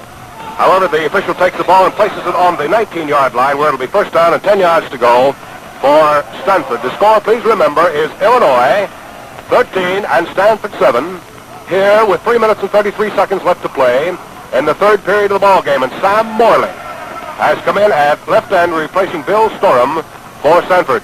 We have another substitute coming onto the field too, and we'll have him for you in a moment. It's first down and 10 yards to go as Don Tobin comes in to replace Garner at center for Stanford. Don Tobin, T-O-B-I-N, from Honolulu. He's a senior, 215 pounds, big gangly guy. He's in at center. Now let's see. There's a flanker out wide to the right this time. That is Ron Cook. Kukarian takes the ball, fakes back, fakes as though he's going to pass, keeps it himself, runs the ball back to the 25. It's hit, spins, and drives over to his own about 28-yard line before he is hit and dropped by Popa, backing up the line for Illinois. So the ball is being placed on the 28-yard line in Stanford territory. That ball was moved up for a first down. I believe it could be enough for a first down. No, it's just short of a first down by about a yard. The ball is up on the 28-yard line. Right on the 28. There is a wide flanker out to the right this time. It's second down and 2 to go. Kukorian takes the ball. The quarterback of Stanford fades back to his own 20. It's a running jump pass. Thus the line of scrimmage. He goes to the 35-yard line. Popa comes in to break it up. It was intended for McCall. So the ball will be walked back once more to the Stanford 28-yard line, where it will be third down coming up for the Indians, and they'll still have 2 yards to go. The ball is 15 yards in from the sideline on this side of the field, resting on the Stanford 28. 13-7. Illinois over Stanford. Now let's see what happens down there. As the wide flanker goes out to the right, that's to the left, that's Hugasian. McCall, the big end, splits out wide to the right. Kukarian takes the ball. The quarterback fades back to his own 20, runs along his 20 to the sideline laterally and tries to step away, moving down to about the 28-yard line where the line of scrimmage actually was. Then is hit on the far sideline by Andy Wojciak and picks up another yard as he moves forward to his own 29. So it may or may not be enough for a first down. We'll see in just a moment as the official places the ball. The ball is being set down. Looked over, measured, and it's short by about a foot. Short by about a foot. So it is 4th down and about a foot to go for Stanford. The ball resting on their own, make it 29.5-yard line. They're not going to try to kick. They're going to try to run this one. There is the ball snapped back, handed off to Hugasian. He piles into the left side of the line as the red flag goes down on the field. Popa makes the stop for Illinois, and we have to wait until they unpile down there. Borio is on the bottom of that pile, too. Now we'll know in a few moments who is to draw the penalty, whether it's going to be Stanford or the University of Illinois. It apparently is Stanford drawing the penalty of 5 yards for being offside. Offside penalty against Stanford moves them back to their own 25-yard line. Dick Horn now comes into the Stanford backfield. Going back in double safety will be Al Brusky and Herb Nethery for Illinois to stand back on the Illinois 40-yard line. Dick Horn will stand on the Stanford about 11-yard line, 15 yards in the sideline across the way on 4th and 5. Ready for the ball to be snapped back by Tobin. Back it comes, a high pass, but he nails the ball, gets it away. It's a nice kick coming downfield. Bouncing on the Illinois 40-yard line. Is allowed to roll to the Illinois 35 and over to the 32-yard line on the far sideline, about 5 yards in where it rolls then. So down to the 32-yard line rolls the ball for a 40-yard kick and roll. So it is 1st down and 10 yards to go for Illinois on their own 32-yard line. 13-7 in favor of the Fighting Illini over the Stanford Indians here at the Rose Bowl game in Pasadena, California, being sent your way over the NBC network. Let's see here. The backfield is O'Connell, Baccaris, Tate, and Karras for Illinois, and they're in tight T formation right now. They send the flanker out to the left this time. That is Baccaris. O'Connell, the Chicago boy, calls the signals, hands the ball over to Tate, who spins his way through the middle of the line. Moves from the 32-yard line as he carries Christ along with him over to about the 34-yard line. Ball just short of the 35 for almost a 3-yard pickup. We'll call it a 3-yard pickup. Makes it 3rd down. Or it's a 2nd down and 7 yards to go. Ball resting on the 34.5-yard line. Just about there. It's almost on the 35.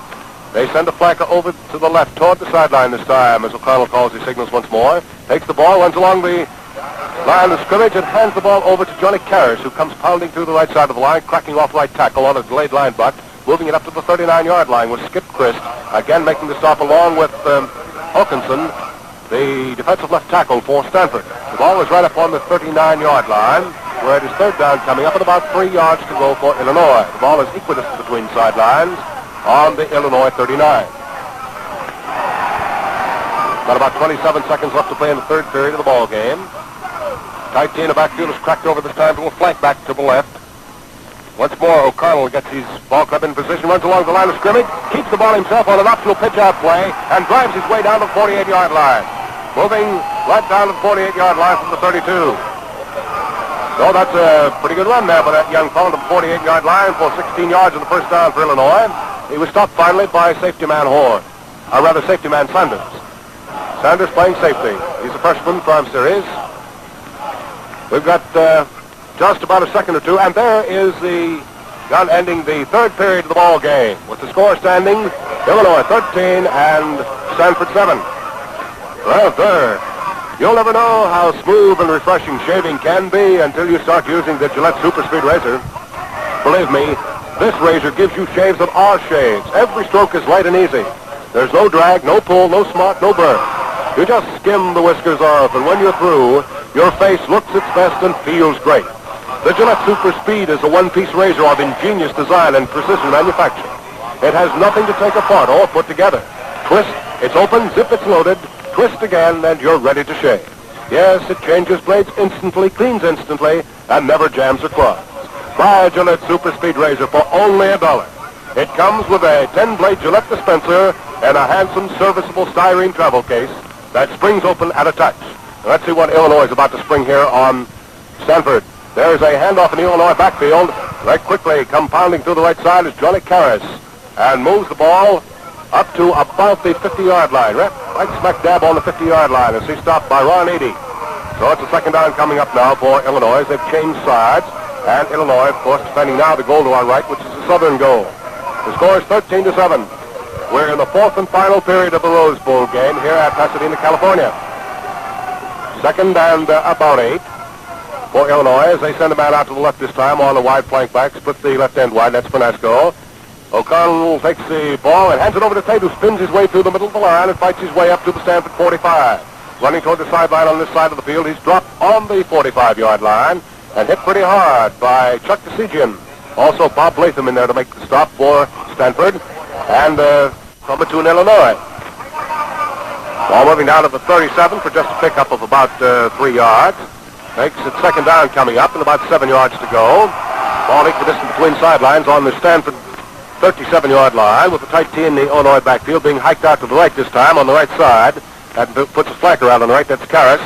There is a delayed line butt coming through the line. It's Tate, breaks out in the clear on the 30, and it's hit finally on the 25-yard line, but spins away from 2 men and drives down to the 21-yard line. Bill Tate, who has ripped through that Stanford line here this afternoon, has just ripped through it again and moved down to the make it 22-yard line for a pickup of 15 yards on the play. A delayed line butt with Don Sanders finally making the stop for Stanford. Stanford safety man came up. So little time is being taken out down there right now by Stanford University. We've got about 12 minutes left to play in the fourth and final period of the ball game, and there'll be a couple of substitutions made. In a moment, Illinois and Stanford will be at it again. They've been at it all afternoon. Meantime, I'd like to point out that you can count on today's Gillette Blue Blade, product of skilled craftsmanship, matchless equipment, and 79 separate inspections to give you the best-looking, most comfortable shaves a man can have. Yes, that's for sure.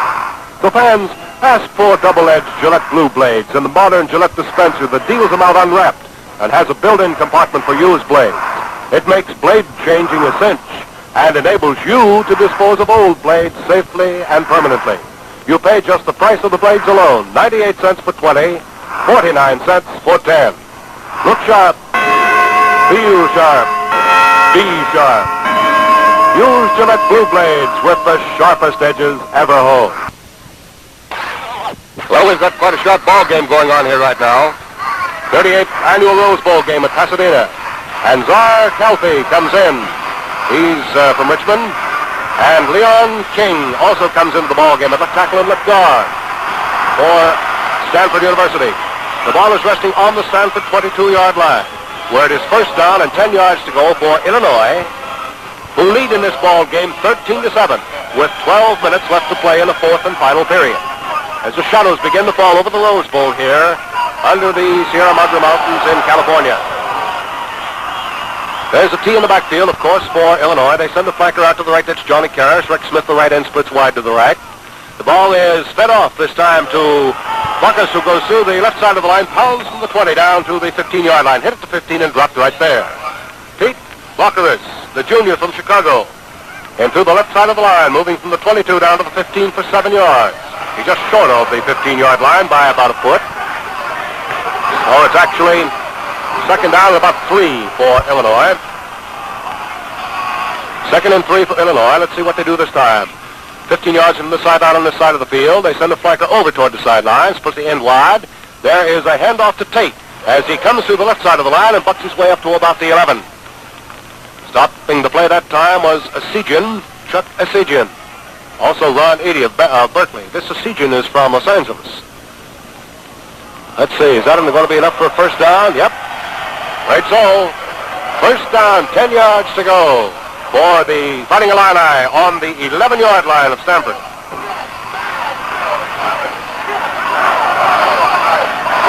O'Connell calling the signals down there in the huddle now. He'll have these boys up to the line of scrimmage in a moment. First down, 10 yards to go for Illinois on the Stanford 11-yard line. They lead 13-7 over Stanford. There is a flanker going out to the right this time. The end splits wide to the right. O'Connell ready to take the ball. Calling the signals, takes it, hands the ball off to Buckus, who's through the left side of the line. Cracks over the 10 down to about the 9 as he's hit and stopped very hard by Calfee, Justcone, and Cook, all converging in there to make the stop. The ball is being placed right now on the 9-yard line. So it's a pickup of 2, making it second and 8. Second down and 8 yards to go. Second and 8 for Illinois on the Stanford 9-yard line. On the Stanford 9. 15 yards in the sideline on this side of the field. Let's see where they send their flanker, if they send a flanker this time. It's out to the left this time with Buckus on the flank. The man in motion, Tate, over to the right. The ball is taken, pitched back. Johnny Karras. There's a wide sweep around the right side. Karras being followed on the 10, fights and drives his way down to about the 7-yard line on the far sideline. He was knocked out of bounds by Jack Rye and by Skip Grist. The ball is being walked in now and placed on the 7-yard line.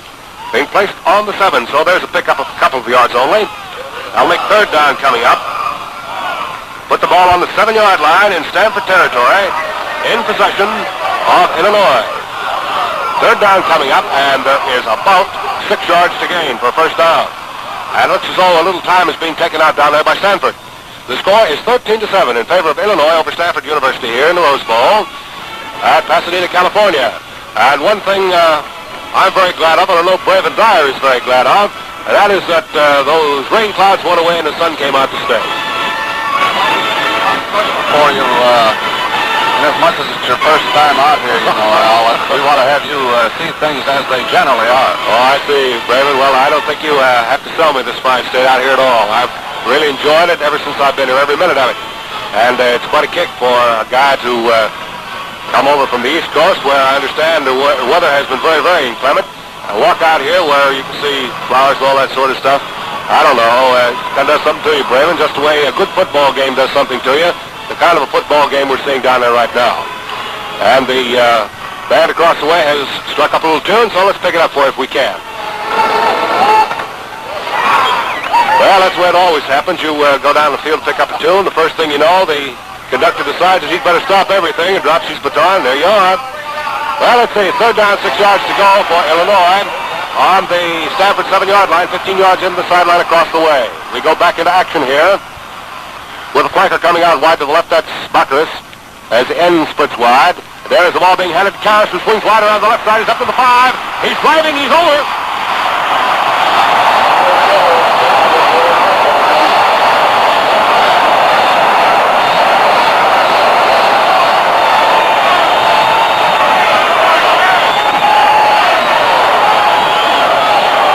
Johnny Karras, the All-American right halfback from Illinois, taking a handoff from Tom O'Connell. Came sweeping wide around the left side of his own line, the right side of the Stanford line, drove over from the 7 for a 7-yard gallop, and a touchdown, making the score 19-7 in favor of Illinois. And Sam Rebecca will try for the extra point with Don Engels to hold the ball. 9 minutes and 51 seconds left to play in the fourth period.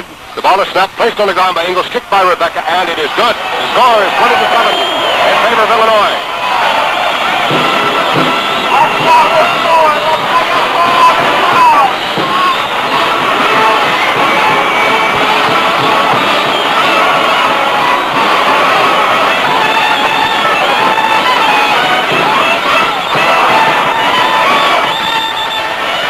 With the score standing at 20-7, we are to have Rudy Valentino to kick off for Illinois. The ball on the 40-yard line in Illinois territory down to our right. Stanford going over the field to get in receiving position.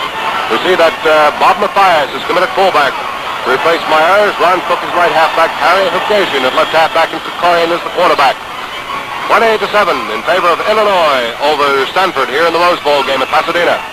Ready to go now with Valentino moving forward on the whistle, rooting that ball from the 40-yard line. A high end over-end kick coming down to the 2-yard line. Mathias at the 2, running straight up the field to the 20-yard line. Is hit as he drives into the 25, and down he goes as his nose scrapes into the dirt. Bob Mathias coming back from the 2 to the 25 for a return of 23 yards. Mathias getting up now, going off the field. It's first down at 10 yards to go for Stanford on their own 25-yard line. Man making the stop that time was Waldbeater.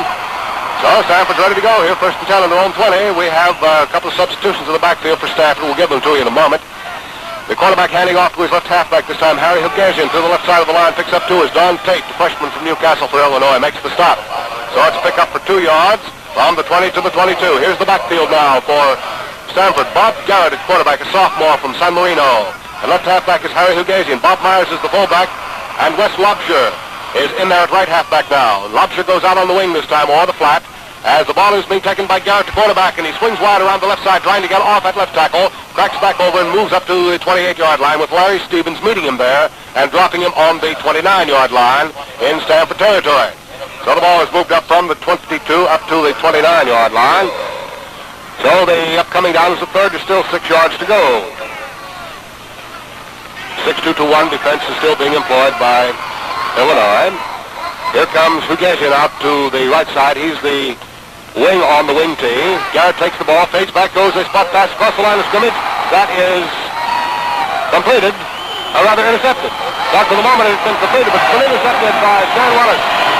He intercepted right on his knees on the 48-yard line. I think the 44-yard line off Stanford. On the 44-yard line. So there's an intercepted forward pass, with Illinois taking over the ball on the 44-yard line in the territory of Stanford. We've got 8 minutes and 38 seconds left to play in the fourth and final period of a ball game that has the Fighting Illini out in front of the Stanford Indians 20-7. 20-7 in favor of Illinois as they go on the offensive 1st and 10 on the 44-yard line in Stanford territory. There's a flank back out to the left this time, and a pitch back to Tate, the fullback, as he sweeps wide to the right, then cuts back, disengages himself from his interference, clicks back over the right side, and moves up to about the 41. Making the stop there was Leon King, along with Bob Thompson. The guard and the halfback converging to make the stop on the 41-yard line. So there's a move up of 3 yards. Makes it second down coming up. Second down coming up.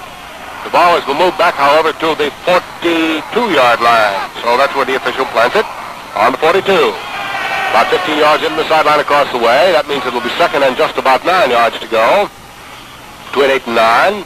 Tight T in the backfield this time by Illinois. They're keeping that T tight in the backfield as Tate takes the ball on a handoff from O'Connell and pounds through the center of the line, moving over the 40, and drives down to about the 37-yard line, perhaps the 36, where Calfee of Richmond makes the tackle along with Skip Christ. The ball is being placed now on the 37-yard line. On the 37, where the down coming up will be the 3rd and 4 again for Illinois. He'll take the ball carrier that time. All pepped up down there. He's ready to go. He's been playing quite a ball game here for Illinois this afternoon. There's a flanker coming off to the left this time. That's Barkeris. He's playing in behind. His left end splits wide. Fading back with the pass and getting a short one. The screen pass off to Johnny Karras over on the 40-yard line. Karras moving down to the 55-yard line before he's hit. Spins along the sidelines and steps out of bounds on the 21. Johnny Karras taking the screen pass off on the right side into the flat.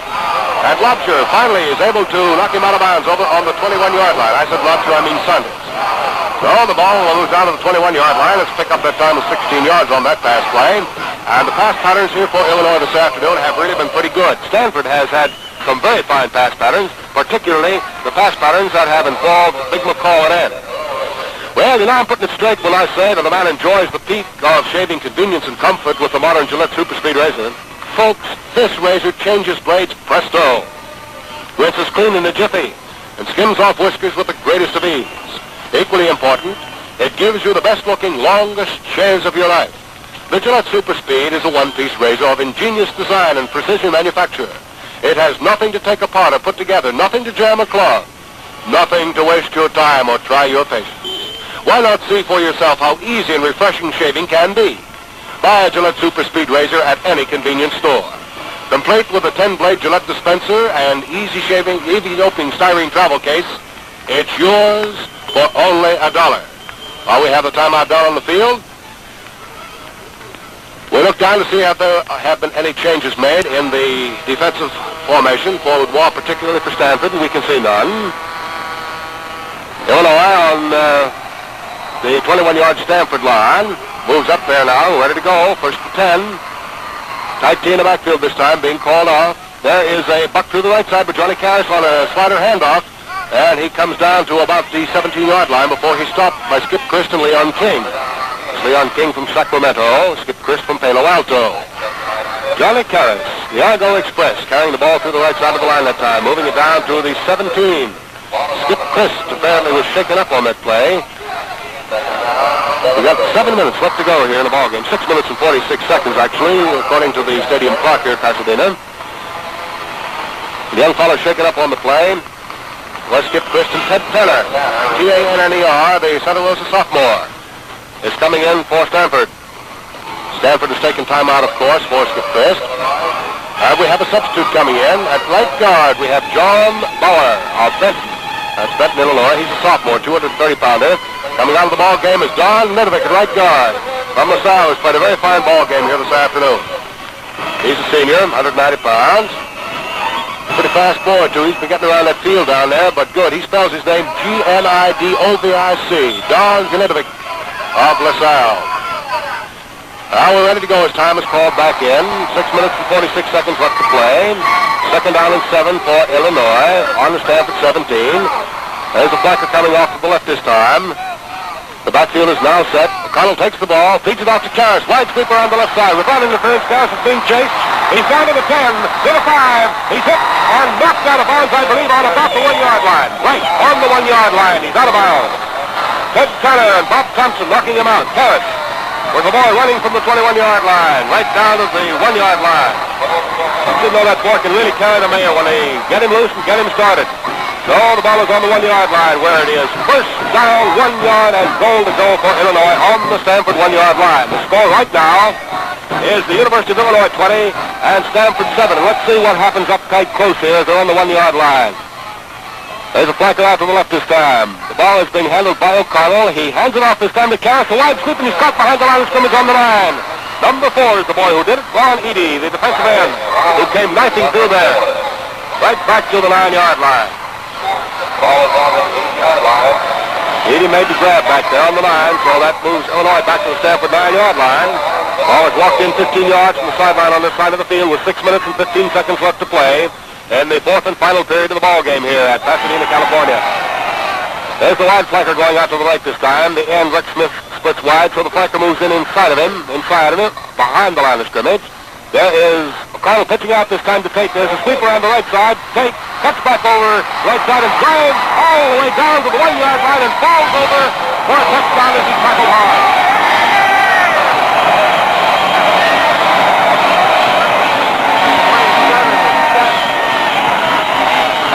It was Bill Tate, the fullback, the junior from Mattoon, Illinois, the 187-pound fullback who took the pitch out and swung wide around his own right side. Suddenly cut back as he clipped over, hit down through the right side off his own right tackle, and stepped to the 1 yard line where he's hit by 3 men but went over. Now to try for the extra point, Sam Rebecca. Don Ingles to hold the ball. The score 27-7 in favor of Illinois. The step from center. The placement, the kick by Rebecca, and it is good. The score now is 28-7 in favor of the University of Illinois.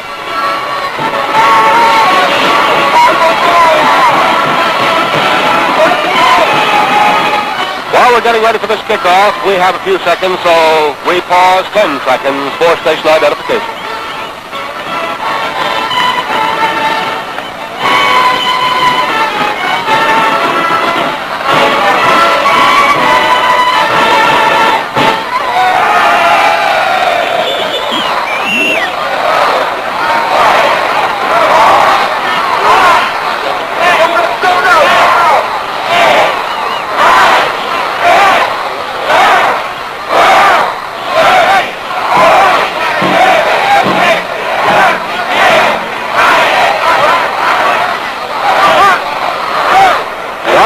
Back here at the Rose Bowl in Pasadena, we have about 5 minutes and 50 seconds left to play in the ball game. The score is 27-7 in favor of Illinois over Stanford. And the kickoff is Rudy Valentino. He moves forward on the whistle up to the 40-yard line. Boots the ball, a high end over end kick coming down to the Stanford 10. It's picked up on the 5 on the 10-yard line. He gallops to the sidelines on the far side and is hit on the 15-yard line and dumped on the 16. Making the tackle was Don Ernst, the Chicago sophomore. So it's first down and 10 yards to go now for Stanford on their own 16-yard line. First and 10 on the 16 for Stanford.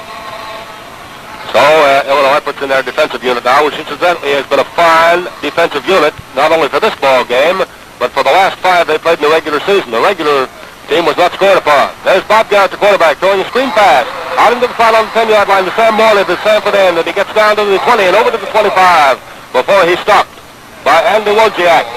The ball moving from the 16-yard line to the 25-yard line, right on the 25, for a pickup that time of 9 yards. Let's see, Joe Cole has come in now as defensive linebacker. He's from Park Ridge. Joe Cole, defensive left linebacker for Illinois. Out goes Popa. A wide flanker comes out to the right this time. That's Harry Hugasian for Stanford. The ball comes back to Garrett. Bob Garrett swings wide around the right side. He looks as though he's going to throw for the moment, then decides to run the ball, runs the ball back to the 23-yard line, where he's dropped for A pick up to the 24. Chuck Boreal making the stop. Let's see what we have to do now on the 23-yard line. The ball is actually being placed on the 23-yard line. Stanford's 23, 15 yards into this sideline. Lost about 2 yards on that last play. Looking up at the clock, we see we have 4 minutes and a half left to play in the ball game. There is a snap into the backfield, and Bob Garrett flips that ball right down to Big McCall at the 28-yard line where it's completed, and he steps out of bounds at the 28. Make it the 27-yard line. It's going to be enough, however, for a first down, I believe, for Stanford on the 27-yard line. So it's going to be first down and 10 yards to go for Stanford on their own 28-yard line. Make it. You men who enjoyed this broadcast will get a heap of shaving comfort and satisfaction with Gillette Blue Blades. Just wanted to mention that because that's true. Let's see, we're ready to go now on the 15-yard marker in from the sideline. There's Garrett fading back, taking the ball, tipping a pass over on the 28-yard line. It is completed to Lobsher. Lobsher goes down on the 29, tackled by Chuck Boreal. Joe Cole was also in on that play. Cole wearing the big number 56. Ball resting right on the 29, 15 yards in from the sideline across the way. Now we're ready to go once more. Stanford goes back and huddles on their own 15-yard line. We have 3 minutes and about 39 seconds left to play. About 3 minutes and 39 seconds left to play in a fourth and final period of the ball game. The score is 27-7 in favor of Illinois over Stanford as Stanford comes out of the huddle up to the line of scrimmage. Tight D in the backfield this time with Garrett calling the signals. Ready for the ball to be snapped back. There is the snap back. And Bob Garrett fades back, shoots a long forward pass way downfield. It is almost completed on the 40-yard line to Wes Lobsher, but he has it screwed off his fingertips and go incomplete and out of bounds. And the Wojak was turning the play. Big number 80 walking back there, Chicago junior, weighing 180 pounds. Number 74 coming in, that's Jim Bauman coming in for Illinois. He is the Pontiac sophomore. Coming out of there is Marvin Burchett. In goes Jim Bauman. There's a wide flanker out to the right this time for Stanford Indians. Ball set to the quarterback. He takes a handoff, keeps it himself, tries through the middle of the line, moves up to the 30, and that's where he stopped. Right on the 30. We have a couple of new men in also for Stanford. We'd like to give them the names, Griffin and Powell at the guards. Griffin from San Francisco, a senior, and Powell from South Pasadena. We also have John Steinberg in there from Melbourne, New Jersey. John Steinberg in at right end for Stanford. He's a sophomore, 190 pounds. It's fourth down and 7 for Stanford on their own, make it about 31-yard line. Going back in kick formation now to stand back on the 17-yard line is Dick Horn for Stanford on 4th and 7. Al Brosky and Herb Nethery go back in safety position for Illinois as the kick is made. Dropping down on the Illinois 40-yard line, bouncing around on the 40, and looks as though it may come to rest right on the 40-yard line, which it does. Right on the 40. 15 yards into the sideline across the way. So it's first down and 10 yards to go for Illinois on their own 40-yard line with 3 minutes and 5 seconds left to play in the fourth and final period here in the 38th annual Rose Bowl game at Pasadena. So coming in now on the offense in the backfield for Illinois will be Tom O'Connell at quarter, Pete Buckhurst at left halfback, Tate at full, and Johnny Karras is in their right halfback. We'll check that backfield for you to make sure. We have John Ryan in at right end and Steve Nozick at left end for Illinois. As they come up to the line of scrimmage, keep a tight T in the backfield. Ball is snapped back to Connell, and he hands it off this time to Karras, who slides off on the crossbuck and drives to the right side of the line. As he cuts toward the sideline on the far side, moves over the 50 and down to about the 47-yard line. We have a couple of substitutions in now for Illinois. Don Stevens, senior from Pittsburgh and Youngstown, is in at left halfback. Clarence DeMoss, the freshman from Villa Park, Illinois, is coming in. Don Ingles is now running the ball club instead of Tom O'Connell. Bill Tate is still in there at fullback as far as we can ascertain. Nope, that's Austin Duke. Austin Duke has come in.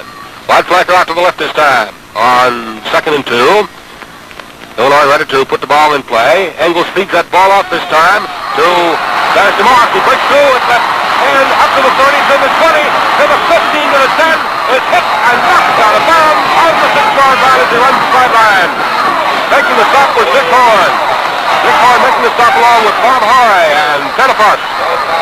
They were all converging over there.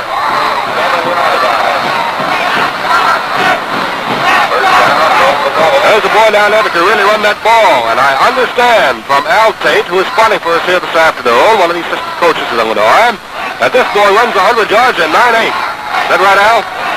Oh, that's really moving in anybody's language. So it's first down. It's a first down for Illinois. On the Stanford, make it the 7-yard line. 15 yards in the sideline on this side of the field. There is a handoff in the backfield this time. Over to John Stevens, to the right side, and over for a touchdown.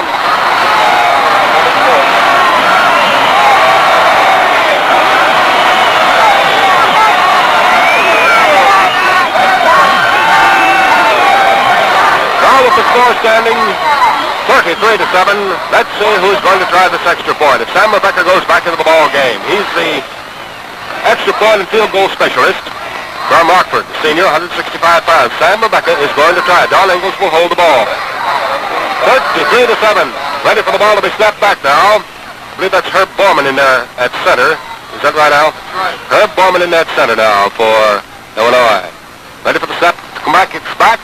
It's placed. It's kicked. And it's no good. It's wide off to the right. The score is 33-7. Illinois over Stanford. Number 58. Watford for Stanford.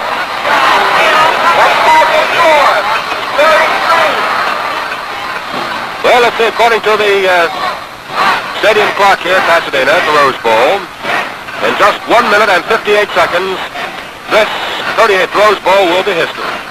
It's been a real game and a real thrill here this afternoon. As well as for real shaving ease and convenience, get a Gillette Super Speed Razor. This precision-made instrument just skims the whiskers off, and when you're through, your face looks its best and really feels great. Now we're ready to go for the kickoff. For Illinois, kicking off will be Rudy Valentino, the East Chicago, Indiana boy. Let's see, Alfred Buskey is going to hold the ball for him. He's going to stay in there and do a little offensive play in here, probably. There is the kickoff now, going deep into the territory of Stanford, down on the 5-yard line. Bob Mathias with the Kaplan Chapman racing right back the middle of the field, down to the 20, to the 25. Hit by Captain Stipley at the 25-yard line and dropped right on the 26-yard line. A 1-yard pickup after the tackle. So it's first down and 10 yards to go for Stanford. Ball resting on that 26-yard line.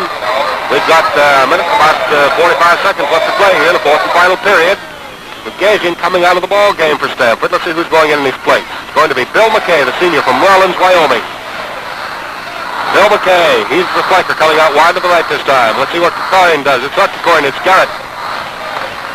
Garrett taking the ball, fading back to sophomore, pitches one away downfield, intended for McCall. And he has to step out of bounds on the 48-yard line in Illinois territory, and then he cannot get it. It's an incompleted forward pass. A minute and about 35 seconds left to play in the fourth and final period of the ball game. Let's check that backfield here for Stanford. We have Bobby Garrett at quarterback. He's a sophomore from San Marino. Bill Gay, the senior from Rollins, Wyoming, at left halfback. The fullback is Bob Mathias, a junior from Tulare. And at right halfback is Wes Lobsher, the junior from Arcadia, California. That's the Stanford backfield right now. At ends, we have Sam Morney at left end and All-American Bill McCall at right end for Stanford. The score here is 33-7 in favor of Illinois over Stanford, as we have quite a lot of changes being made down there by Ray Elliott as he's sending the boys in to the Rose Bowl game here at Pasadena. Let's see, we have Taliaferro from Gary, Indiana, sophomore, who this year has played a lot of brilliant ball for Illinois, but an injury kept him from becoming a letterman. Taliaferro is in at left halfback. Marshall Dusenberry from Bradley, Illinois, is the fullback now. Clarence DeMarce, the freshman from Villa Park, is in there at right halfback. And Don Hentz is in there at quarterback. That's right now, they're just getting a chance to get in and play. They're usually offensive men. It's Stanford's ball, second down and 10 from their own 25. As Garrett takes the ball, fades back, throws a pass across the line of scrimmage, which is incomplete at the 35-yard line, intended for Wes Lobsher. We still have a minute and 30 seconds left to play. Herb Borman is also in the ball game for Illinois. As it's figured that Ray Elliott's given the boys all a chance to play. They made the trip out here. Illinois out in front 33-7 with a minute and 34 seconds left to play. And what gives a guy a greater kick than to have the opportunity of playing for his school in such an affair as this? Bill McKay now has come out wide on the flank to the right. The ball is snapped back to Garrett. He cocks his arm back to throw the pass, and he is caught by Jim Bauman, who filtered through the line and dropped him back on the 19-yard line. So the ball is resting on the 19-yard line in the territory of Stanford. And we still have about a minute and 15 seconds left to play. See that forward wall for Stanford. We have Morley, Thick, Griffin, Tobin at center, Powell at right guard, Pyle at, that's Roderick at right tackle, and at right end is Bill McCall. So the ball is stepped back to the 14-yard line because a penalty has been inflicted against Stanford for using up a little bit too much time. So it means they have 3 and about 10, third down and about 10 yards to go. Wait a minute, back that up, Helfer. Make that fourth down and 23 yards to go. Standing back on his own goal line in kick formation is Dick Horn. The ball is snapped back to him, and the punt is blocked. The punt is blocked, and there's a wild scramble for it on the 3-yard line. Don't know who blocked that punt, but I believe it was Jim Bauman. And recovering for Illinois was Tom Murphy, I believe. Tom Murphy. Check me on that, Al Tate. Tom Murphy. Well, we got more substitutes in there for Illinois now. We can shake a stick at. But we've had a blocked punt now, and on the 3-yard line, the ball was recovered by Tom Murphy. Looked as though it was Jim Bauman to block the punt and Tom Murphy to recover. A couple of linemen for Illinois. So it is first down, 3 yards and goal to go with 50 seconds left to play. Let me those glasses for. Let's see what happens in this backfield. Engels calling out the signals now. Ready to hand the ball over to anybody. There is the handoff, and the right halfback is stopped. Back on the 6-yard line. It is Ken Miller who's in the ball game now. Ken Miller at right halfback. Ray Elliott just sending everybody in the ball game. He can get off that bench. Marv Tenefos made the stop back there on the 6. So it's a loss of 3 yards. Let's see if we can't pick up that backfield for you now for Illinois. As here with about 30 seconds left to play in the fourth and final period, it is Don Engels at quarterback, Ken Miller at right halfback, Don Stevens at left halfback, and the fullback is Marshall Dusenberry. Wait a minute, he's out. Put in Drake. Freshman Austin Drake from Moline. 172-pound fullback. Let's see who gets the ball this time. Tight T in the backfield as Engels calls his signals out. Ready for the ball to be snapped back. There it is, snapped back. And jump pass across the line of scrimmage. It's complete. Number 83, John Ryan for a touchdown.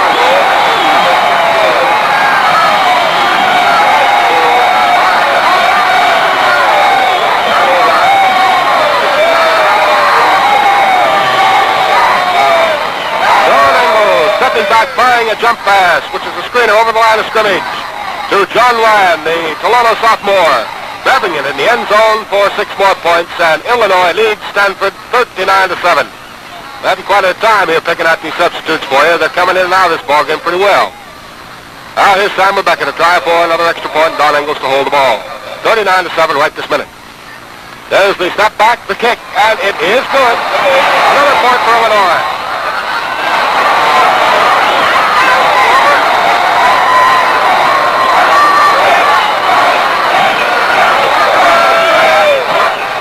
So here we are in the final seconds of the ball game, having a blocked punt being turned into another Illinois touchdown. The score is University of Illinois 40, Stanford 7. And of course, Illinois will kick off to Stanford with 28 seconds left to play in the fourth and final period of this ball game. They had an up-and-tuck affair in the first half. The second half, Illinois came out with their expected ground-gaining ability to wrap this one up, and I think we can safely say it's wrapped up with a 40-7 score and less than a half minute left to play. It's as though the 38th annual Rose Bowl is about to be put down in history as an Illinois victory. Valentino is about to kick off now for Illinois. He moves forward on the whistle, boots the ball. It's a short kick coming downfield to the Stanford 25-yard line. It's picked up there after having been fumbled, and John Bauer comes in to make the tackle. And the fellow picking that ball up and running it in very fast was Steinberg. Steinberg, the end, dropped over to pick that one up. We've got about 20 seconds left to play in the fourth and final period of the ball game. And the ball is on the 28-yard line. Yes, sir, it's a ball game here that will be long remembered by lots of people. Well, folks, for shaves that make your face look and feel its best, you need the world's #1 razor blade, today's Gillette Blue Blade. Delaying the ball game a little bit because Stanford penalty down to the 11-yard line, makes the 12-yard line. Substitutes have come in now for Stanford. Bob Garrett at quarterback, Bill McKay at left halfback, Bob Mathias at full, and Wes Lobcher is the right halfback. 21 seconds left to play in the game. Wide flanker out to the right this time is Bill McKay for Stanford. The ball is taken by Garrett. He fades back to his own goal line, and is being chased at the goal line, trying to get away. He's being still under on the 3, hit and dropped on his own 3-yard line. Jim Bauman in there to make the initial stop. Jim Bauman along with, let's see, that must have been Tom Murphy in there, right down on the 3. That was Tom Murphy. We've got about 5 seconds left to play in the ball game, and there it is. That's all.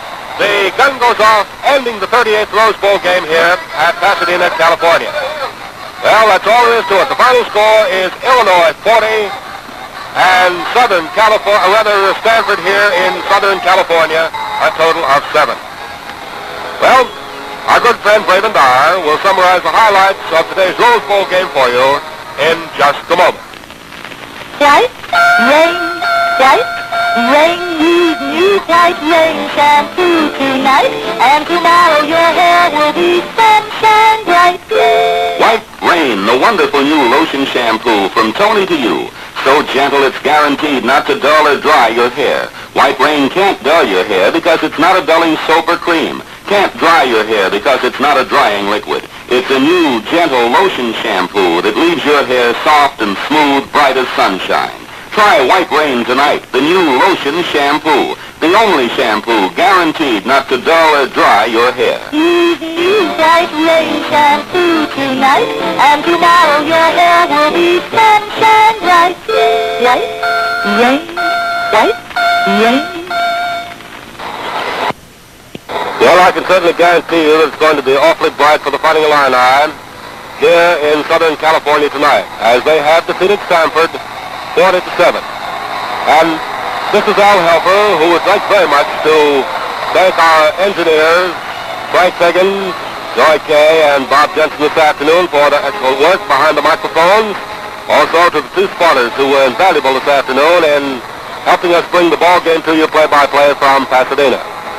The spotter for Illinois, Al Tate, last year's tackle on the ball club and now an assistant coach, and he's very happy because his brother played in the ball game today. And on the other side of the fence, Earl Gustafson of Inglewood, California, who began the year as a halfback for the Stanford Indians, and an injury kept him out of the lineup all year long.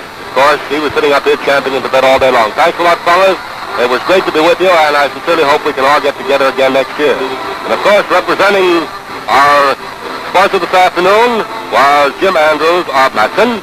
And now, this is Al Helfer saying, Braven Dyer, it's really been great to see my first Rose Bowl game, and it's been even more fun working with you this afternoon, fella, and thanks an awful lot when you come on over east. Don't forget to come and see me, will you? Real quick.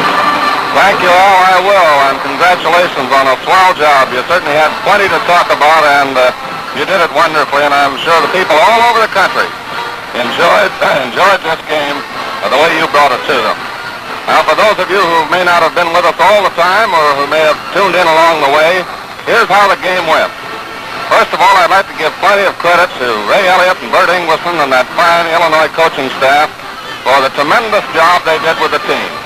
The team was in a pretty tight fix there for quite a large share of the game, and then came very swiftly with plenty of punch and plenty of speed to take complete command and run away from Stanford all the way.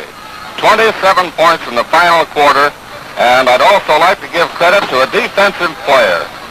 You know, in this day and age of so much scoring, most of the plaudits go to the boys who make the points. But I believe the young man who broke the game wide open for Illinois here today was Stan Wallace, the sophomore defensive right halfback who stands about 6'3", and he made a rather remarkable interception of a pass by Gary Kerkorian, took it right out of the hands of Bill Storm, the Stanford end, and what is more, carried it back 47 yards or thereabouts to the Stanford 13-yard line. At that time, Stanford was leading by a score of 7-6. The game was in the third quarter, and after that, the Fighting Illini were unstoppable. And the way the game went was this. Illinois took the kickoff, marched straight down the field, and this rabid halfback, Pete Baccaris, scored from the 6-yard line. Stanford came right back after Rebecca had missed the conversion attempt, and marched the length of the field, taking the kickoff with Harry Hugasian scoring and Gary Krikorian kicking the point after touchdown to put Stanford out ahead 7-6. And that's the way things stood at halftime. That must be rather almost unbelievable to some of you who may have tuned in late and are hearing the score now of Illinois 40, Stanford 7, because at that time the game was very, very tight. And to show you how tight it was and how each team was trying to get one or more points on the scoreboard, each team tried a field goal. Rebecca missed one for Illinois in the second quarter, and Krikorian missed one for Stanford in the second quarter. So the half ended with Stanford out in front by a score of 7-6. But that's something of an old story out here. I believe that California in the last three games enjoyed a lead at one time. In fact, in a couple of the games, they were leading with about 5 or 6 minutes left to play. But the Big Teners, as usual, came fast, and with Stan Wallace breaking the game wide open in the third quarter with his tremendous pass interception, very skillfully done, because he had to leap high, come fast, and get in front of the receiver, the intended receiver, and returning it almost 50 yards to the 13-yard line. Then all broke loose. Stanford took the kickoff, could not gain after that, trailing 13-7, and when Illinois got the ball again, it was all over. Tate, Big Bill Tate, the fullback, who probably, when the statistics are compiled, was the leading ground gainer of the day, scored a touchdown from the 5-yard line, and then they followed in rapid succession.